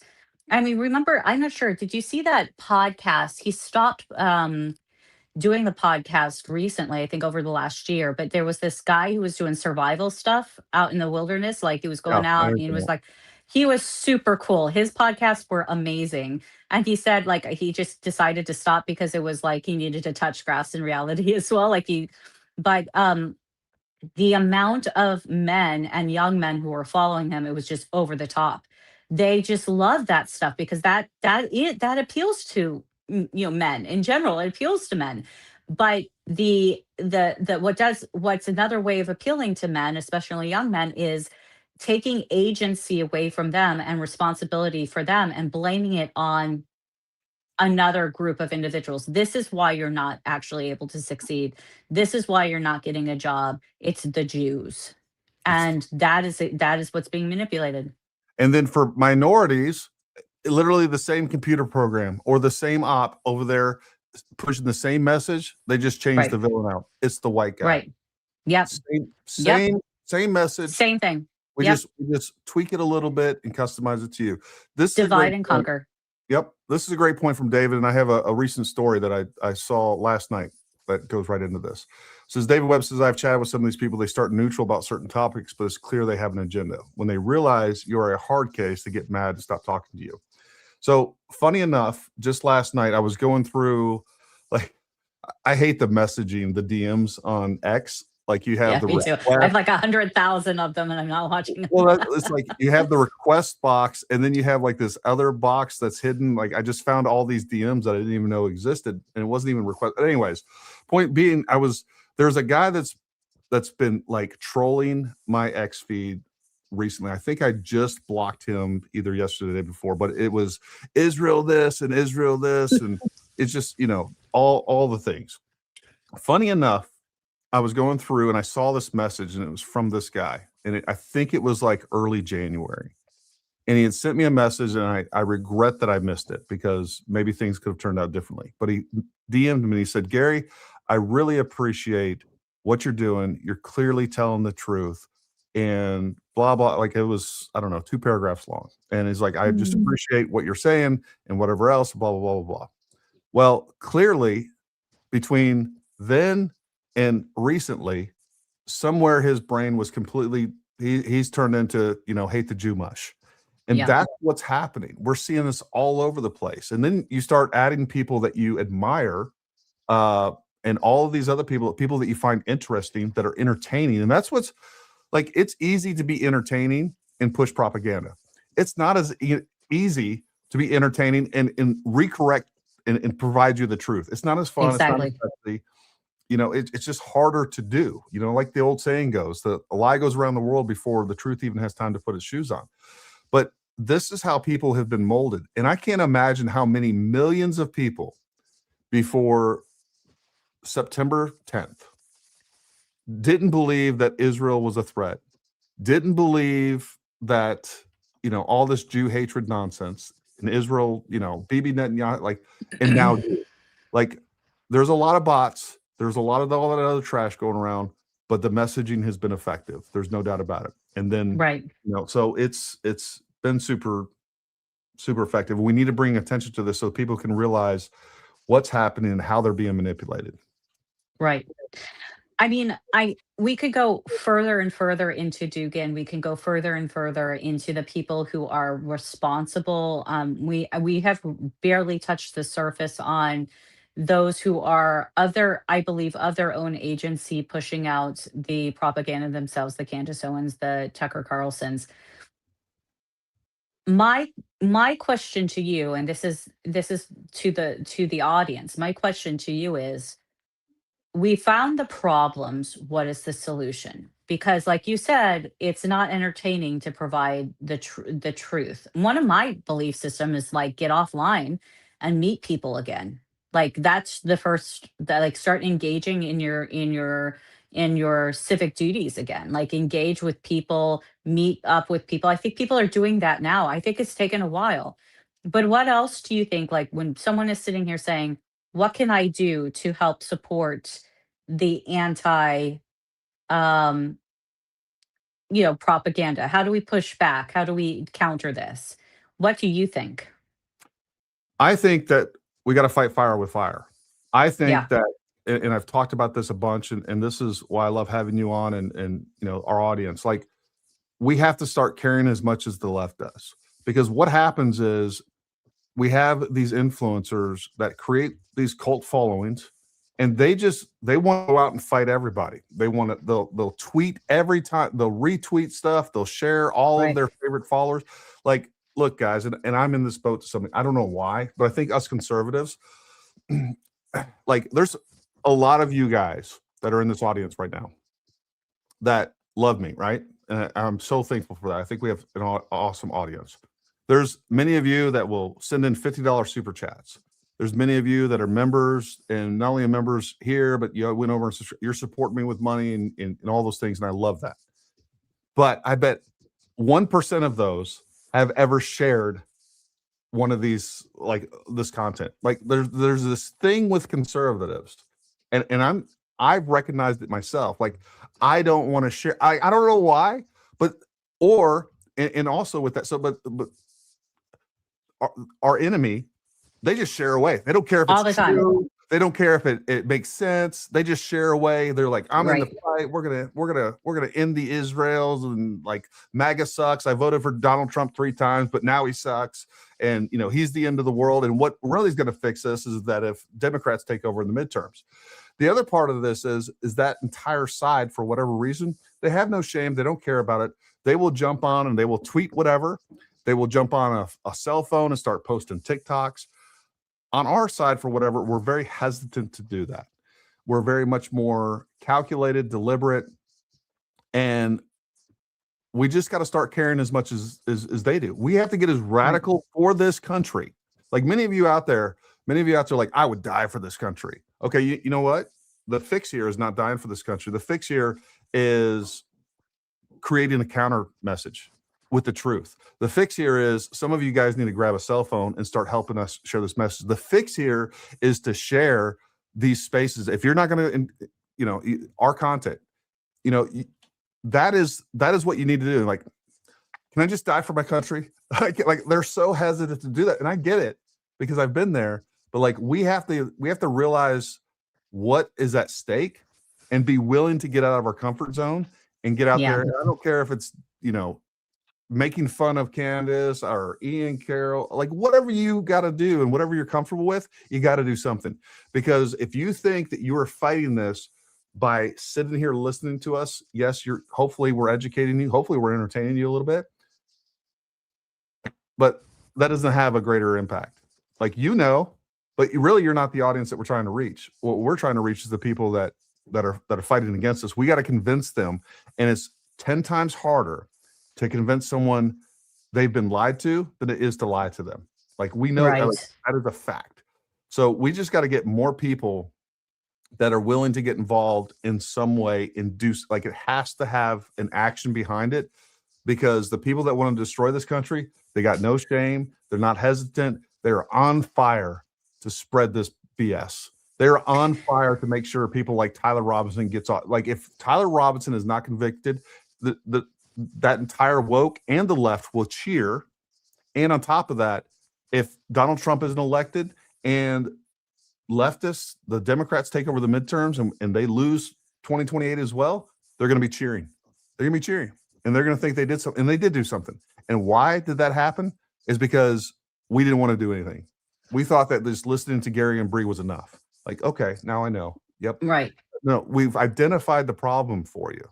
And now we're trying to give you the solution. But the solution requires some sort of action. And for whatever reason, we're just less on our side. We're just less likely to do that. I think we're logical people. We're more worried about, I don't know. I think it's moral too. Like I feel like people are on the right are moral, and they aren't going to go to the lengths of. I think this is what's shocking about accepting Candace Owens for what she's doing.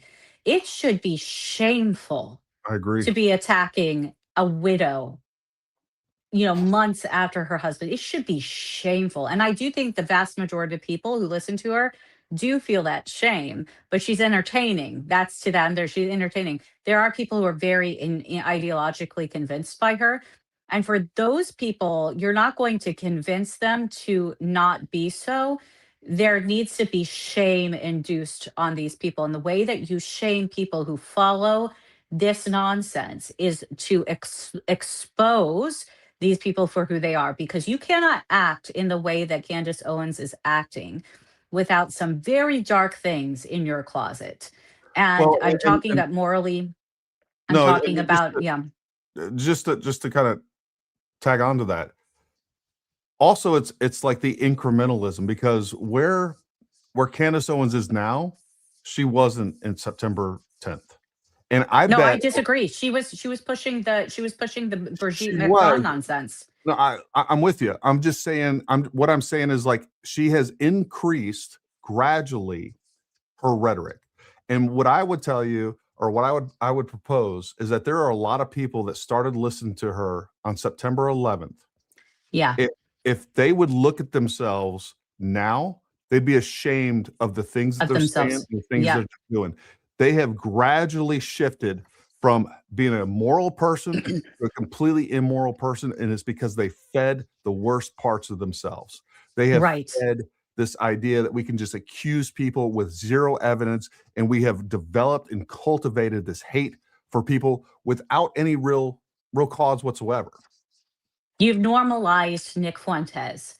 Yeah. The Tucker Carlsons have normalized individuals like Nick Fuentes, who has for a very long, at least he's been consistent in his inconsistencies, i.e. he flips one way or the other. He enjoys the op that he runs. He likes to muckrake. He thinks that this is, playing the ideological psyop is fun for him. He'll see the most outrageous things just to get a reaction. He is a reactionary, but these people have normalized that. Yeah, you're absolutely. You know what, Dave? I'm glad you brought this up because this is something that many people feel. The left doesn't feel because they have like this No. built-in self-importance. And Right. David says, for those that are just listening, sadly, I'm guilty as charged. And Dave's he's a great subscriber. He's on here all the time, super chats, supports us. Says, sadly, I'm guilty as charged. I thought you needed subscribers for sharing to matter. And I don't have X or anything public other than YouTube. Look, everything that you guys do, the little things that you guys do, it matters more than you think. And the thing is, if there is 10,000 David Webbs out there, and they reach one person each, like that's what the left understands. Somebody right here is saying this: offer to drive some neighbors to vote. Many elders don't get out to vote. Now I can switch back and say, you know what? I could offer to drive my neighbors to vote, but that's only like 1 or 2 votes. It doesn't matter, folks. Like the left is out there knocking doors. They're like, hey, Yes, get they the are. car. I'll pay you to vote. I'll take you to McDonald's. I'll do this. Oh, you're a bum that needs a case of beer. Got you, bro. Like they are so convinced that the smallest things they do matter so much. And here we are on the right. We have truth on our side. We have the United States on our side. We have a long legacy on our side. We have everything on our side. And we're like, you know what I do doesn't matter. Folks, you are wrong. It's 10,000 people thinking like that is why we're losing. It really is. Like the little things that you do, sharing this, and I'm not just saying that because I want, more subscribers or whatever else. I'm saying because it matters. If you think Republicans, we do this to ourselves all the time. We seize victory from the jaws of defeat. We want to lose oftentimes. And I know people don't want to hear that, but right now, sadly, the Republican Party is not beating feet and doing the type of grassroots organization that Charlie Kirk filled that gap. He filled that gap. TPUSA right now is in shambles. Let's just be honest. CPAC just had the president withdraw because they're platforming nonsense, right? It is up to us who touch grass to go out and engage our neighbors and get them to vote and knock on doors and canvass and involve yourself civilly. That's why I said do a civic duty one way or the other. Go out and engage with people because even though being online is important and even though what we're trying to do is like to provide information to fight the good fight online, not everybody has to. Everybody thinks that they could be a podcaster nowadays, right, Gary? Like it's not it's flush. The amount of talent is just flush right now. Right now, what we need is people to actually interact with one another because that's the thing that the left doesn't have in the way of civil engagement. And there are a lot of people who are, kind of still on the fence of what's going on. And they're getting convinced that Israel drew us into this war. And Kent, he was the one to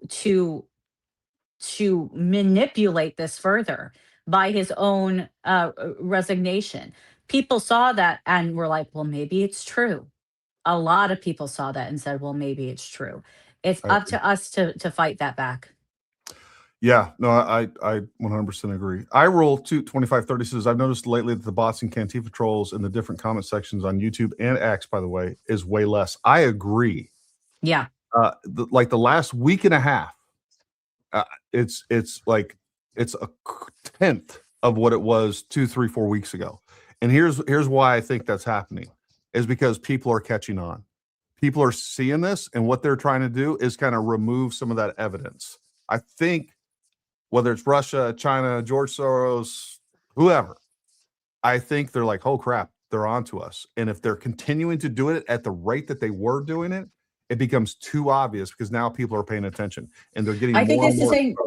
I think it's the same for what is being exposed of these influencers, the Candace Owens, the Tucker Carlson, things that are starting to be exposed. I am seeing fissures within this op.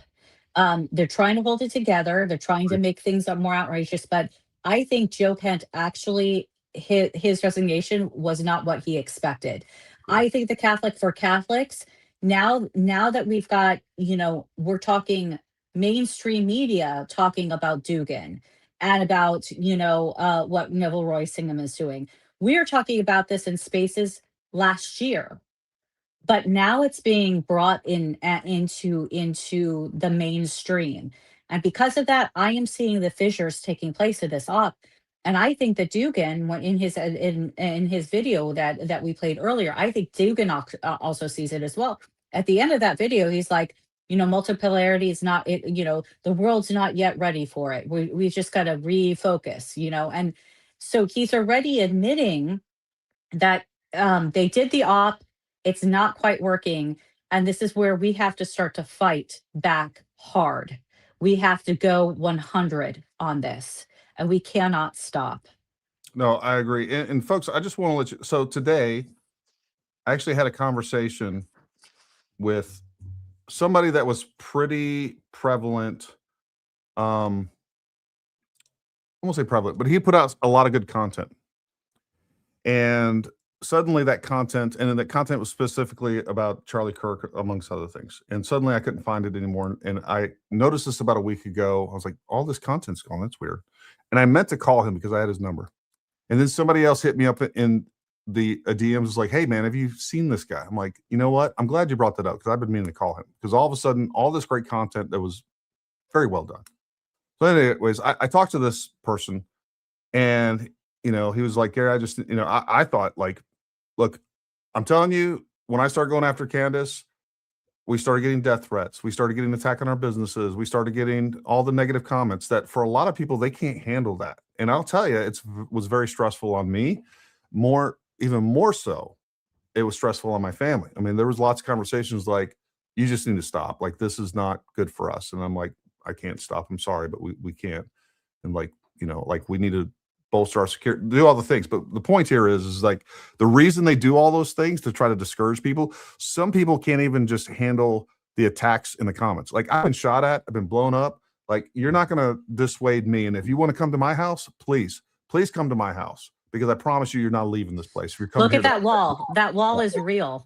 Like, it's real. And that's a small fraction of what's waiting for you up there.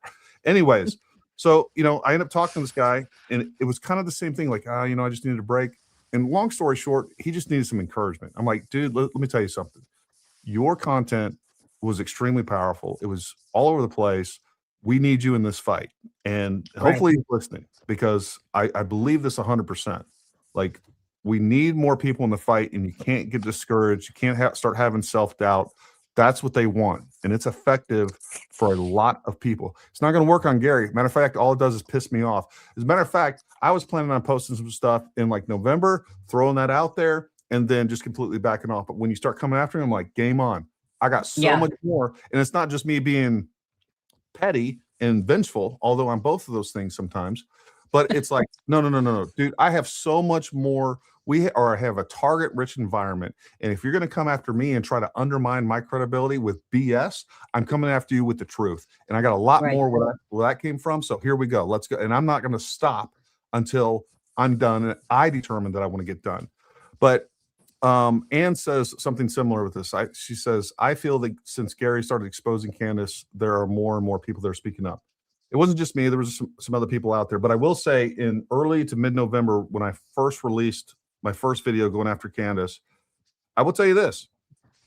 Even I thought, here's what I thought, honestly. I had, at the time, 285,000 subscribers, which is kind of a story unto itself. 285,000 subscribers on that.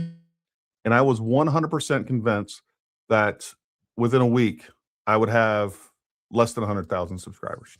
I understood that there was a big crossover. All these people believe in Candace. And I knew that I was basically calling her a liar because she is one. And I didn't think that I would be all that effective. I had all the self-doubts. Like, this isn't going to work. I just felt like it was the right thing to do. Like, I had to make myself do that. And I expected an insane amount of negative blowback. Right. And I'm telling you folks, like, I just felt like literally God, like, I kept wanting to back away from this. Like, I can just keep talking about this. I don't have to attack this person. but I genuinely felt like God was saying, Gary, this is what you need to do. And a lot of self-doubt and a lot of concern. And I made the video, I posted it, and then they started coming after me. And I'm like, game on, let's go. I'm ready to do this now, God. I'm ready. Motivate. Let's- You know, let's- I hear you on that too. Like the amount of the same, and it's happening even today with the hardest thing for me has been to watch people that I am and have been close to in the past, people who were I considered friends and dear friends. I went to their homes. I knew their family. I knew their kids.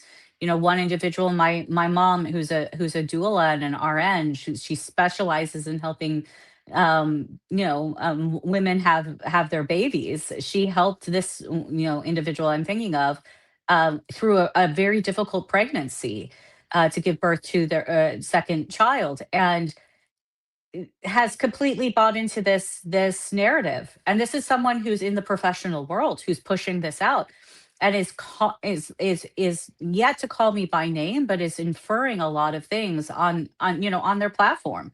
Yeah. And it's all due to the fact that I'm not going to sit down and shut up with regards to the injustices that are taking place against the Jews. And I'm certainly not going to permit people to use my Catholic faith as a skin suit to push their ideology.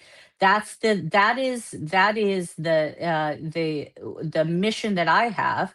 And I also believe that, like, look, Gary, I work for a living. Like I could just walk away from all of this.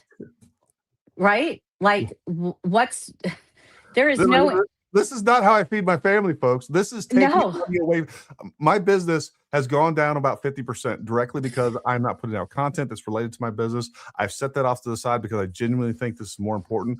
The little bit of money that we make on social media, I'm telling you right now, it is about 1/5 of what I've lost and will continue to lose. Now, if we make this bigger and we get it to where it's replacing that income, but I am losing money, I can tell you, yeah, and on the Bible, this is at great cost to me. And I don't like to talk about this. I very wish much. it was the $7,000 a post. Heck, I'd take that money. No, I'm just kidding. And the work that I do, I could be happy, Gary, just to go to the beach every day. Yep. Hang out with my dogs, like engage. And I will tell you, there have been times where I've been like demoralized myself, where I've said, okay, it's impacting my mental health. I'm going to step away for a bit. I'll come back because, and I cannot imagine that this is my faith. This is my faith that you are presenting yourself. The Carrie Prejean Bowler. The thing is that she is just, obviously spazzing out right now. She's attacking a bishop and a cardinal. She's barely Catholic and she's doing that, and she's calling herself a victim. Well, they made it very clear and corrected her publicly. You were removed from that panel because of your actions and your attitudes, not because of anything other than that. Stop claiming it's because of Catholic, being anti-Catholic, because we would have been removed as well. She can't take the L that she was acting a fool, and she chose to make things about herself. But this is what happens with people who have real issues with pride / narcissism.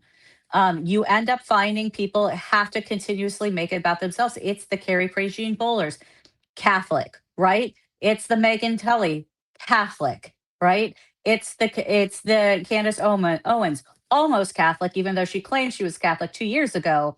Almost Catholic. She's entering the church this Easter, right? But all in the name of Catholicism. The Nick Fuentes, Catholic. The Taylor Marshalls, Catholic. Like, these people are presenting General Flynn's claiming themselves Catholic. Catholics for Catholics, Catholic, right? This is my faith that they are using and manipulating.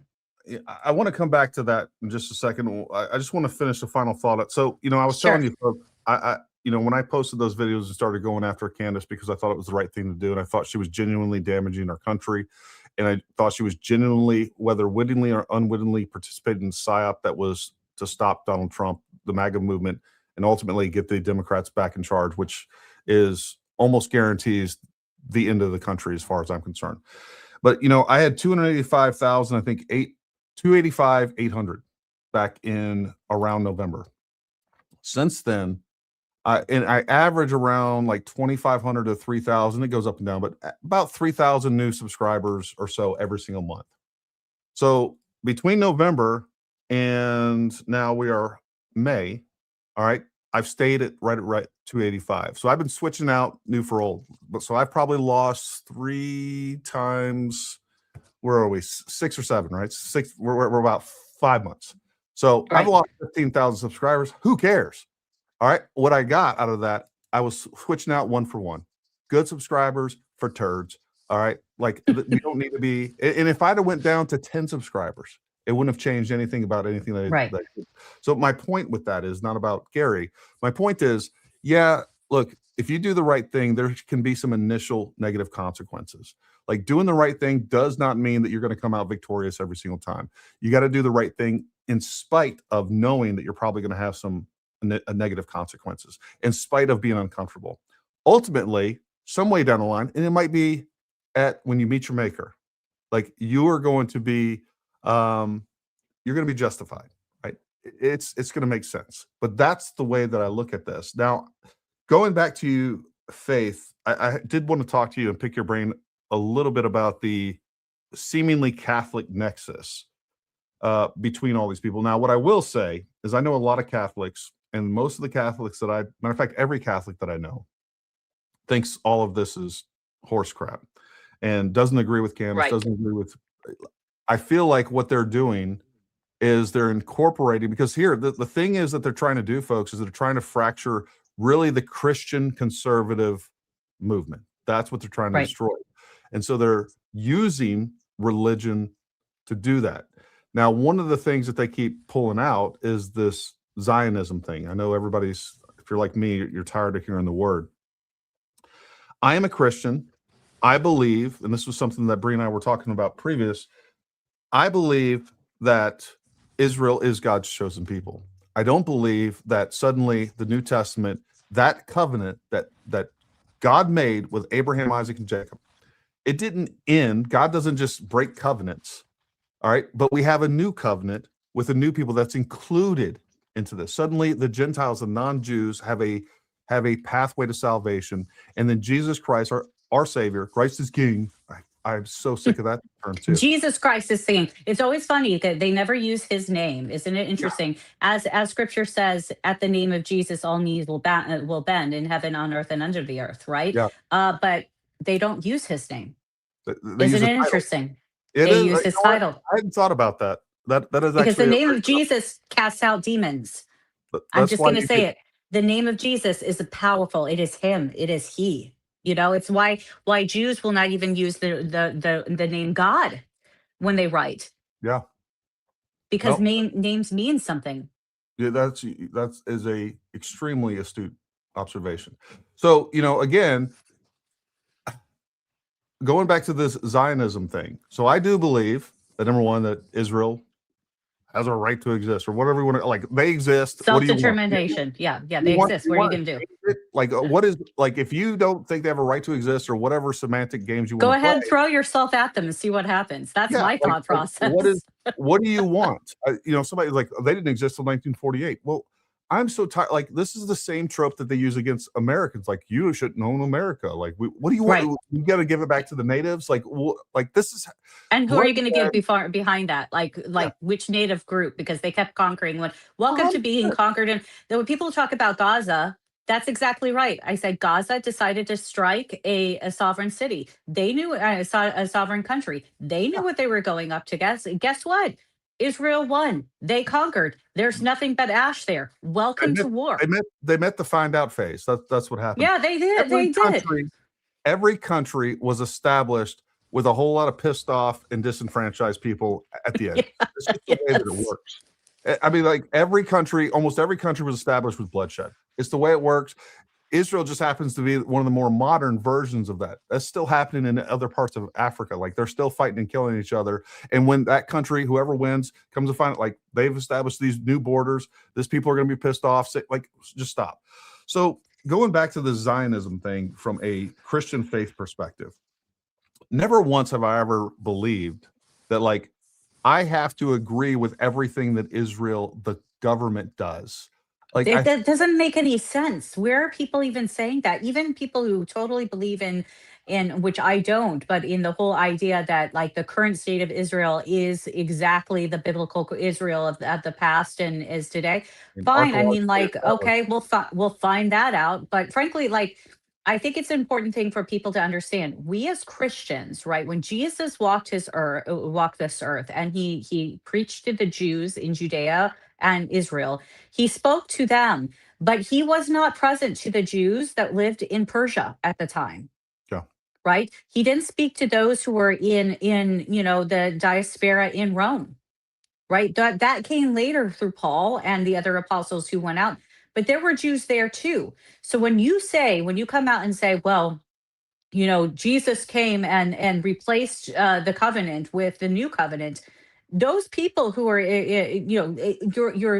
you're completely discounting God's mercy involved with this, because those people who were in Persia and in Rome did not know him, did not receive his message at that time. So you're saying those people would have been lost, and oops, all well, because the covenant is ended. No, in the Catholic Church, we believe that the covenant remains with the Jews. Yeah. And that in scripture, salvation is from the Jews. We received our salvation. We follow what Paul talks about in Romans 11, where we are wild branches. How dare we? If you read what Paul writes in the early Christians who were doing the same bloody thing, he tells the Christians then, don't you think you can stand up and claim authority and lord over your Christianity to the Jews? Don't you even think you have that right? You got this by no action on your own. This is coming from God. You got grace involved with this. You earned nothing. So for you to try to lord over as a branch to the tree itself is ridiculous. The Jews and the Jewish faith is the tree in which we were grafted into, and we should be grateful for them. We should learn about our Christian history and heritage, our traditions, our art. I mean, Ben Shapiro said this, like, if he was ever to convert to Christianity, he'd become Catholic. Why? Because the traditions and the feasts and everything correspond very much to what he would be used, he is used to as a religious Orthodox Jew. Sure. And so I love my faith. I want people to enjoy this. I will tell you, Gary, when I was living in Rome, I had a Jewish couple come with a group of us. We were celebrating. There was a procession in Rome, which happens quite a bit, but it was a large procession, and the Jewish couple had never seen anything like it before. But they asked me, they're like, could we come? And I said, of course. And then they wanted to ask like the different things that they were seeing, and we just talked a little bit about what they were seeing. Like we have like it's hard to explain. We have a canopy that covers the Eucharist when they're doing procession, and it looks like the tent that is erected during the weddings, traditional weddings of Jews. They get married under a tent that's called chuppah. And we carry that, and there's a symbolic reason for why we do it this way, because we see in the book of Revelation the wedding feast of the Lamb, right? That has been completely lost to most people. But if you go to St. Peter's today, and you go and see the baldacchino, it's right there. Go and look at that picture of the baldacchino. It's a tent, the tent with the 4 pillars. It's a chuppah. It is covering the altar where we believe is the wedding feast of the Lamb, book of Revelation. Now, if I talk to a Jewish couple and I say, this is what you're seeing, and oh, by the way, it doesn't look like a chuppah, you see in their face, wow, you do have that tradition. Wow. Or baptism, right? In Judaism, baptism, the mitzvah, is exactly when you start to deep dive into why John had the authority to baptize, and why Jesus said, baptize me, we must do all things in fulfillment. John was part of the priestly class. His father was the high priest, right? We know this from biblical history. John, as a Levite, had the ability to bless. Jesus was not part of the Levite tribe. Jesus was from the tribe of David. So Jesus fulfilled, even allowed himself to be baptized by a human being because he fulfilled the Jewish faith of Levites being able to baptize and perform the mikvah. Right? It is fascinating, but how would we know that? Because we don't really talk about the symbolism in Judaism and Christianity anymore. Well, I love that. You're absolutely right. Kind of my point here is like these people that are anti-Israeli or anti-Semitic or anti-Jew, whatever, like they're creating a false narrative that we don't even believe. Like they're basically saying by calling us a Zionist, what they're saying is, oh, you're a Christian Zionist, so that means you got to back Israel with, like, I've never thought that. Like you're creating you're characterizing me with something that's not even true, and is not true for 99.9% of all Christians out there, regardless of denomination. And but that's no, it has to go. It's not about Zionism at the end of the day, No. Barry. This is about Judaism. Yeah. It's about Jews. Yep. What they're saying is what you need to do is you can't be neutral with the government of Israel. Unless you're not even a real Christian unless you reject Israel altogether. That's what they're trying to get at. And that's the op. That is the false dichotomy essentially that they're trying to create there. Like it's not like when I started hearing this, you Zionists, I'm like, okay, so what do you mean by it? And then you start seeing what they're actually saying. It's like, I don't believe that because I'm a Christian, I have to follow the government as Israel. I feel like I can criticize it. I can get along with it. Like I'm neutral with the government of Israel. I do generally support and think that Jews are the chosen people. You know why? Because I'm a Christian, and that's what the Bible says, by the way. I think it's not my rules. It's the Bible. God said it. Jesus said it. That's where we're at. You don't have to like it. But what you're trying to tell me is that to be a real Christian, I have to reject that completely. And that's just... That's what the Orthodox say. That's what the Russian Orthodox say. And so this is where we get the op and the connections there, because you've got to understand where it's coming from, the culture, and how it's impacting the West. And again, all you have to do is pick up, you can find it on Google, you can find it in PDF form, the Protocols of the Elder of Zion. If you want to understand what is being fed to you right now on social media, and all these people are calling us Zionists and everything, they don't even know what the term Zionist means. They're making it up as they go, so they don't even know. They're just pushing out a trope because at the end of the day, they hate the Jews. And they don't even really know why they hate the Jews oftentimes, except, oh, they're a whipping post. They're the cause of all that is evil in the world. They are the elite. They make the money. This is all coming from Protocols of the Elders of Zion. So if you read those and you recognize the op, you are able to fight it with the truth. But you first have to actually know your enemy and how they're functioning. You're exactly right. Well, let's do this. Let's hit a last few super chats and close this out. What I'd like to do, and Bri, we were already talking about it. I know, like you said, but I think we just scratched the surface. And a week from now, I think we could. God only knows what other new material is going to come up. But I would definitely like to have you on a regular basis, at least once a week. Maybe we'll just do this every Wednesday if you're available, and if we need to flex, we can do that. But I think it was a great discussion. Yeah, let's get some other really good people to come onto the space too and have these conversations. I'm never good enough for you. Jeez. Nah, no, but I we talked about like some of the contacts that I have, like Colonel Matt Dooley, just brilliant individuals who can add more context to some of these things that we're discussing, maybe with a different light. 100%. Matter of fact, I'm going to pull up Stealth and make sure that people are following her. I try to retweet every time that she has a space, but I want to share this tab instead. Like here's one. This is from the other day.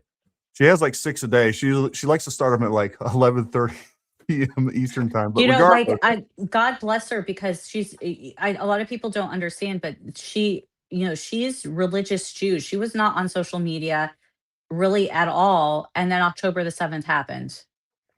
She was involved a bit in the freedom, medical freedom movement, but she came on, and her spaces are very unique. Her X spaces are very unique. If you're new to X and you don't really know where to go, Spaces are really good because it's like a radio show, but you can call in and talk with like the hosts, right? And so you come up on stage and you can have a conversation, but in most of these spaces you'll have people yelling at each other, talking over one another, and sometimes that happens in stealth spaces, but she's very, very good at monitoring that, and she's also just prolific in what she is. She's over the target so many Yeah. times on what's going on and things that we're talking about now. On the ops, we've been talking about this information ops for about 2 years now. What I love about Stealth, one of the things that I always observe is that she can go on without a single pause, not even a breath. And normally that would be annoying, but everything is so information dense and she doesn't repeat like the way that she communicates. You know who it reminds me of? I'll be honest with you. It reminds me a lot of Rush Limbaugh. I was a big Rush Limbaugh. She's like, to Right, me, me too. I love Rush Limbaugh. In fact, her Rush's brother David comes into our space quite a bit. He yeah, actually asked me the other day. He said, "Bri, how is it that you and Stealth can be on these spaces?" I said, "Rush, I said, David, I currently rolled off a contract, so I'm like hanging out at the beach and applying for jobs. So while I'm in the space, I'm also applying for jobs." I said, "But for Stealth, she's a genius, and she has yeah. been able to do work to allow herself to the freedom now to be able to do these spaces. She doesn't have to, but she does." She is a genius, and Yeah. her information retention is something to behold. On top of that, man, she's fiery. She's a little firecracker, and She's an Italian. she's passionate and she's ready to go. So you guys go join that. I'm going to start holding some more spaces. I've been just about every time that I'm available to, she sends me a notice that they're going to have a space, and I typically talk in there and try to contribute what I can. But I just like listening. I mean, there's so many great people between Stealth, Bree, and 50 other people that are a lot of these folks are very niche, and they're very smart in certain areas that like I don't have subject matter expertise or definitely not as Right. in-depth knowledge. And so she does a good job of picking these people coming in and bringing perspective from that very narrow area, and it's very educational. Some of them have been known to go like 15, 16 hours. I'll look at a space, I'm like, When there's wartime activity, she'll go for 24 hours during the initial weeks of October the 7th. I was in Italy and I was in her space when October 7th happened, and I saw these Jewish spaces, and I came in, and South Space by no means is a Jewish space, but there are a lot of people who feel they're comfortable enough to be able to come up and speak. But Colonel John Spencer, who's been on the ground, one of the foremost experts in urban warfare, teaches at the War College in this. He goes all over the world. He's been a regular in the space, especially when during the ongoing response to Gaza. He was on the ground. He was one of the first people in the tunnels. He was able to like actually video the tunnels. Remember that video of the tunnel that held the car, the Yep. truck? That Mhm. was his. Wow. And so we have like major speakers who've come in. We've had like Dr. Sebastian Gorga before he joined the administration would come in. Yeah. We're talking about people who are amazing, and like the Lebanese Christians feel free to be able to come into the space and actually know that they're going to be accepted in what's happening to them right now when no one's talking about. We've had Nigerians come in and talk about what's going on again. You will get pummeled in other spaces that are especially being run for the full purpose of spreading Islamist propaganda. So you have those spaces, but not stealth. It's great. Yep. Everybody, make sure you go get the next account, if nothing else, to follow me, Bree, Jen the producer, and to go to Stealth Spaces. Odorized Ramblings 4660. I couldn't convince my sister that Candace Owens is a liar. You did. You're making a huge impact on people. I know. Keep up the great work. Well, thank you. Look, I appreciate, I'll tell you, some of the times where I was feeling the lowest and just feeling like, all right, I just need to stop. Whatever's going on. I have gotten these very timely encouragements, whether they're comments, things like this. And folks, there are times, I'll tell you, where I'll jump on one of these live streams or whatever else, and I'm looking back, I was like, man, that was terrible. I did terrible. sounded terrible, whatever's going on. Like there's nobody more critical to me. Like you can't hurt my feelings because I hurt my own feelings, the one I have left. So, and then Right. I'll get a message like, Gary, that was like the best. Like I got so much out of that. Like, so my point here is that we all undervalue our impact, and every single one of you are doing that. And you got to find your niche and what you're comfortable with and stuff like that. But I'm telling you, the reason that the left is effective, and I'm lumping all these sons of guns in there, is because they overvalue their impact. Their self-importance is through the roof. We're losing because we actually bring value every single time, even when it's not perfect, even when it's not great. And if you start getting into this media or whatever else, you're not going to be perfect. You're going to mess up, but you're going to improve. So that's what's happening. So don't undervalue yourself and the impact that you can have. Susan, thank you very much. Does it worry anyone that will eventually be outnumbered? There are more stupid people on average than people who think critically, and the dumber a person is, the more likely they are to support Candace. No, and here's why. Because we have people, and whether it's one person, somebody, an iconic figure that completely changes the narrative of the United States like Charlie Kirk, or we get a whole bunch of people that I can never fill Charlie's shoes. Bree might, but there's a lot of, the point is we either have these iconic people that change the world like Donald Trump, Charlie Kirk, and there's probably some other ones out there, or we start a movement of a bunch of people that hopefully collectively we can fill their shoes and make the same impact. What's your thoughts on that, Bree? I think we've been made for times like this. God created us for a purpose, and we are in this time and place to do something and bring light and goodness to this world. There's a lot of darkness being brought. We can counteract by one, people, it's cheesy, but like in a dark room, even a mile away, you can see one candlelight.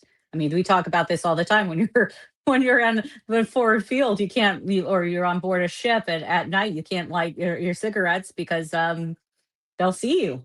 Mm-hmm. Right? They'll smell you, right? But they'll also see you first. And we have the ability to bring that light in this dark time. And I am of the absolute opposite opinion of Alexander Dugan. I don't believe the United States is in moral decline. In fact, I think the United States is many young people are getting married and having kids and wanting to have big families. And that's one of the reasons why I think the Catholic community is being targeted, especially the trads. They've got big families. They have a nucleus. They recognize that there's a lot of evil in this world, and the intent is to demoralize them and make them isolated and not feel connected. And that's what the left is happy to do, against us. But we're doing it to ourselves, I think we have been in somewhat of a moral decline, but I think we're on the cusp of a social revolution, going back to traditional values. And we saw that with Charlie Kirk. And, again, and the trans movement, the anti-trans, when the parents were going to the school boards and telling school boards enough with this trans stuff. Yep. That's when it was really starting, when they were pushing all of this. And I concur that there was a moral decline for a while, but I think it shows with the reversal of Roe versus Wade, the push against the collective push against the transing of our kids, the collective push against men in women's sports, all of this kind of thing. This is the moral backbone of the United States, where you don't find that in Europe. You don't. Yeah. They're capitulating their entire Christian foundation, their entire culture to this nonsense. Well, and I think the election of Donald Trump the first time was representative of that, and definitely the second time.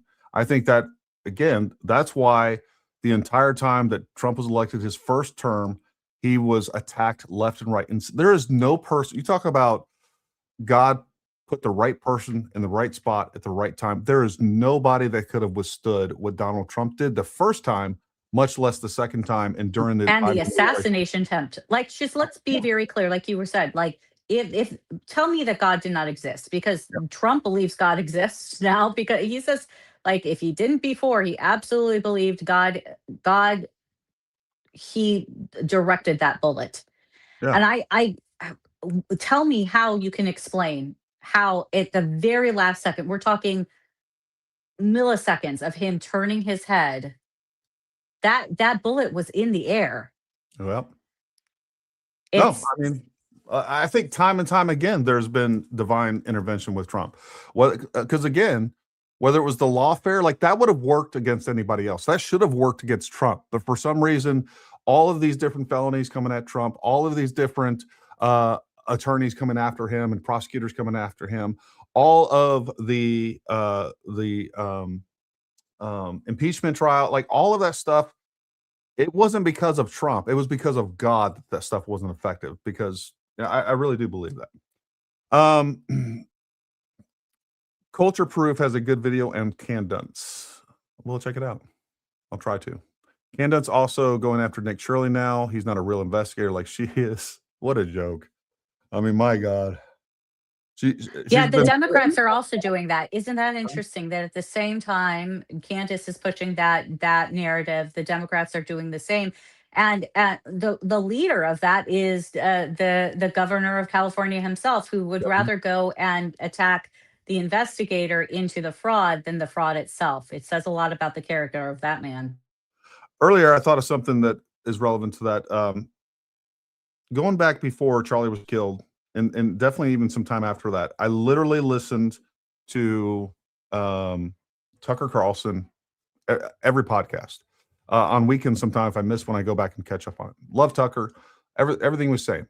I started noticing a change, but I was still listening to him. It wasn't until where I stopped listening to him was his speech at the Charlie Kirk Memorial. But going back probably several weeks, maybe not that long, maybe a month or whatever else. What I remember is I'd listened to Tucker Carlson, and I swear every single day, the next day, there'd be some leftist news outlet attacking Carlson on what he was saying that very last episode. It was like their news cycle was reacting to and talking about how Tucker was the worst thing in the world because he was pushing these conservative values.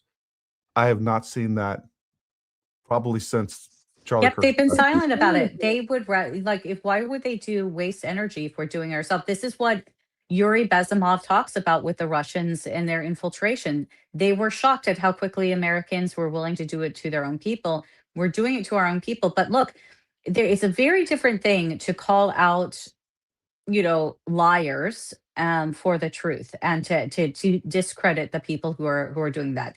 Candace is a liar. She's a liar. I'll be on record and say it. It's proven over time and again. She has lied.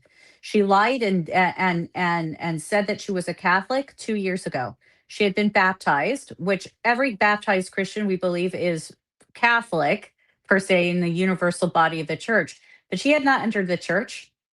She misled people. Misleading people is lying. She willfully did that. And if she's willing to do that, and she's willing to lie about and attack a widow, like what is she, what more? I feel bad for her children. I mean, they have to be around this. Yeah. Like you don't just you go from your podcast, you go to your family, and because you are abiding by the truth and you're standing for the truth, you don't have to change your person at all. You don't have to do anything. How does she raise her children as a mother after attacking a mother and a wife? How do you do that? I don't know. It's got to affect her children. I don't get it either. Because you're right. Like, there's not an episode that doesn't go by that's just wrought with lies, misinformation, twisting of the truth, exaggerations, correlations that have no causation, like created correlations. Like, oh, look at this over here. Look at this over here. Like, it is nothing but intentional, knowing deception, and there's no other way around it. She is, and speaking of which, Lori Matthews, you talk about timely, a worthless person, a wicked person goes about sowing discord. Therefore, calamity will come upon him or her suddenly. In a moment, he will be broken beyond healing. Proverbs 6, Right. 12 through 15. I don't know how someone like Candace can come back from the hole that she's dug in. I believe in redemption, but like I was saying this the other day with someone like Carrie Prejean Buller, with her background, with the things that she was involved in before she converted. Just switching over to the narcissistic me on social media, pushing crisis is just another form of pornography. And It is. I believe that people who are addicted to that type of thing have to, it's almost like being an alcoholic and going to AA, right? You don't go work at a bar if you're an alcoholic and just say, "Oh, well, I'm working instead of drinking, so that's okay," right? Because you know you're going to fall into other darker stuff. In a similar way, so Alcoholics Anonymous will say, completely take yourself completely away from this temptation. I believe it's the same situation that has to take place for people who've been involved in pornography in the past. And in there seems to be several individuals who have done so, who publicly said that they've converted to Christianity, or or within the Catholic Church, and who've been involved with this, who are pushing this disinformation out, and it just feeds the similar nodes in the brain to the pornography. It's titillating, and it needs to stop. These people have to.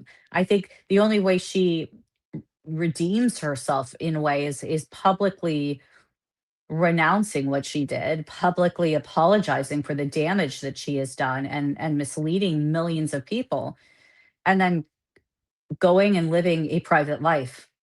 Yeah, I don't see I anything think in the future other I than that think for her. on this earth, as far as I'm concerned, I don't think there is any redemption. I hope she does get right with God, and if she does Right. that quietly. But like, I don't care if she came out tomorrow and said, "You know what, I was wrong.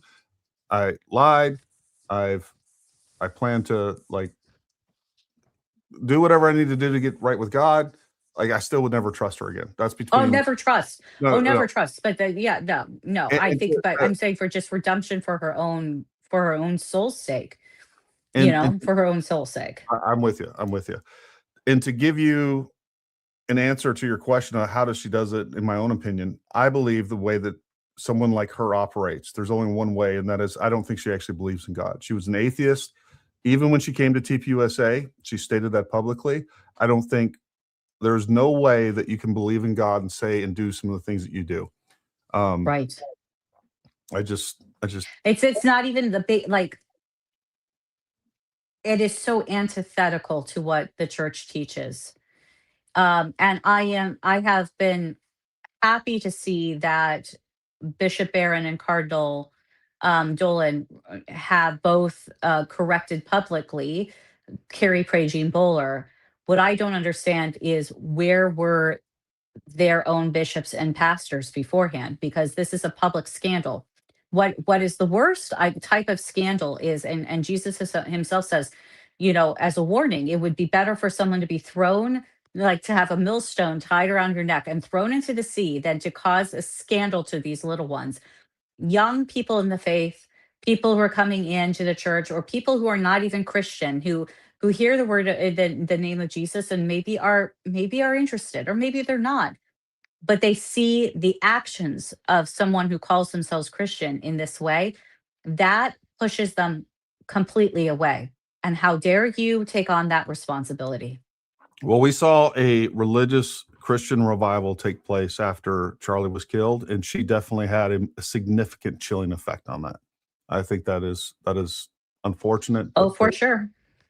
The woke right has done the word Zionism as the left has done the word racism. They have redefined it and equipped it with a multi-swivel, movable goalpost. I couldn't. Yep.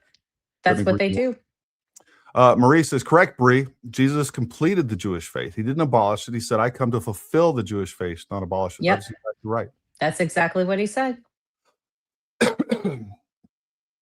I've been called a heretic by many Catholics who also said there's no salvation outside of the Catholic Church. Sorry, but I'm no fan of it. Full of false teachings. Understood. Look, I'm Protestant. I don't ever see myself becoming Catholic. That doesn't mean that. I'll be working on you. I'm just kidding. Good luck. Good luck. Challenge accepted. Yeah, no, I love my Protestant brothers and sisters. It's Look, exactly. We're all Christians, and I don't. And we Yeah. can. And again, we get into this thing of division instead of seeing what we have in common. The fact is, we're all Christians. Exactly. I do believe that the Bible is very clear on a plan of salvation, and Right. we'll just leave it at that. I think No, but look, I think, and I've said this to Chaya, like I look forward to the day when I can, and we're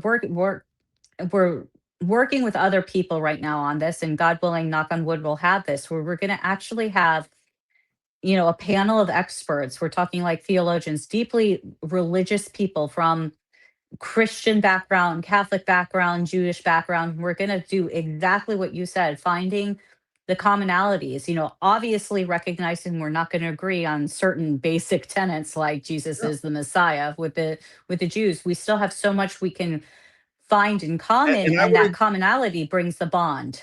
And I would include the Jewish faith in with that. Like we are serving the same God.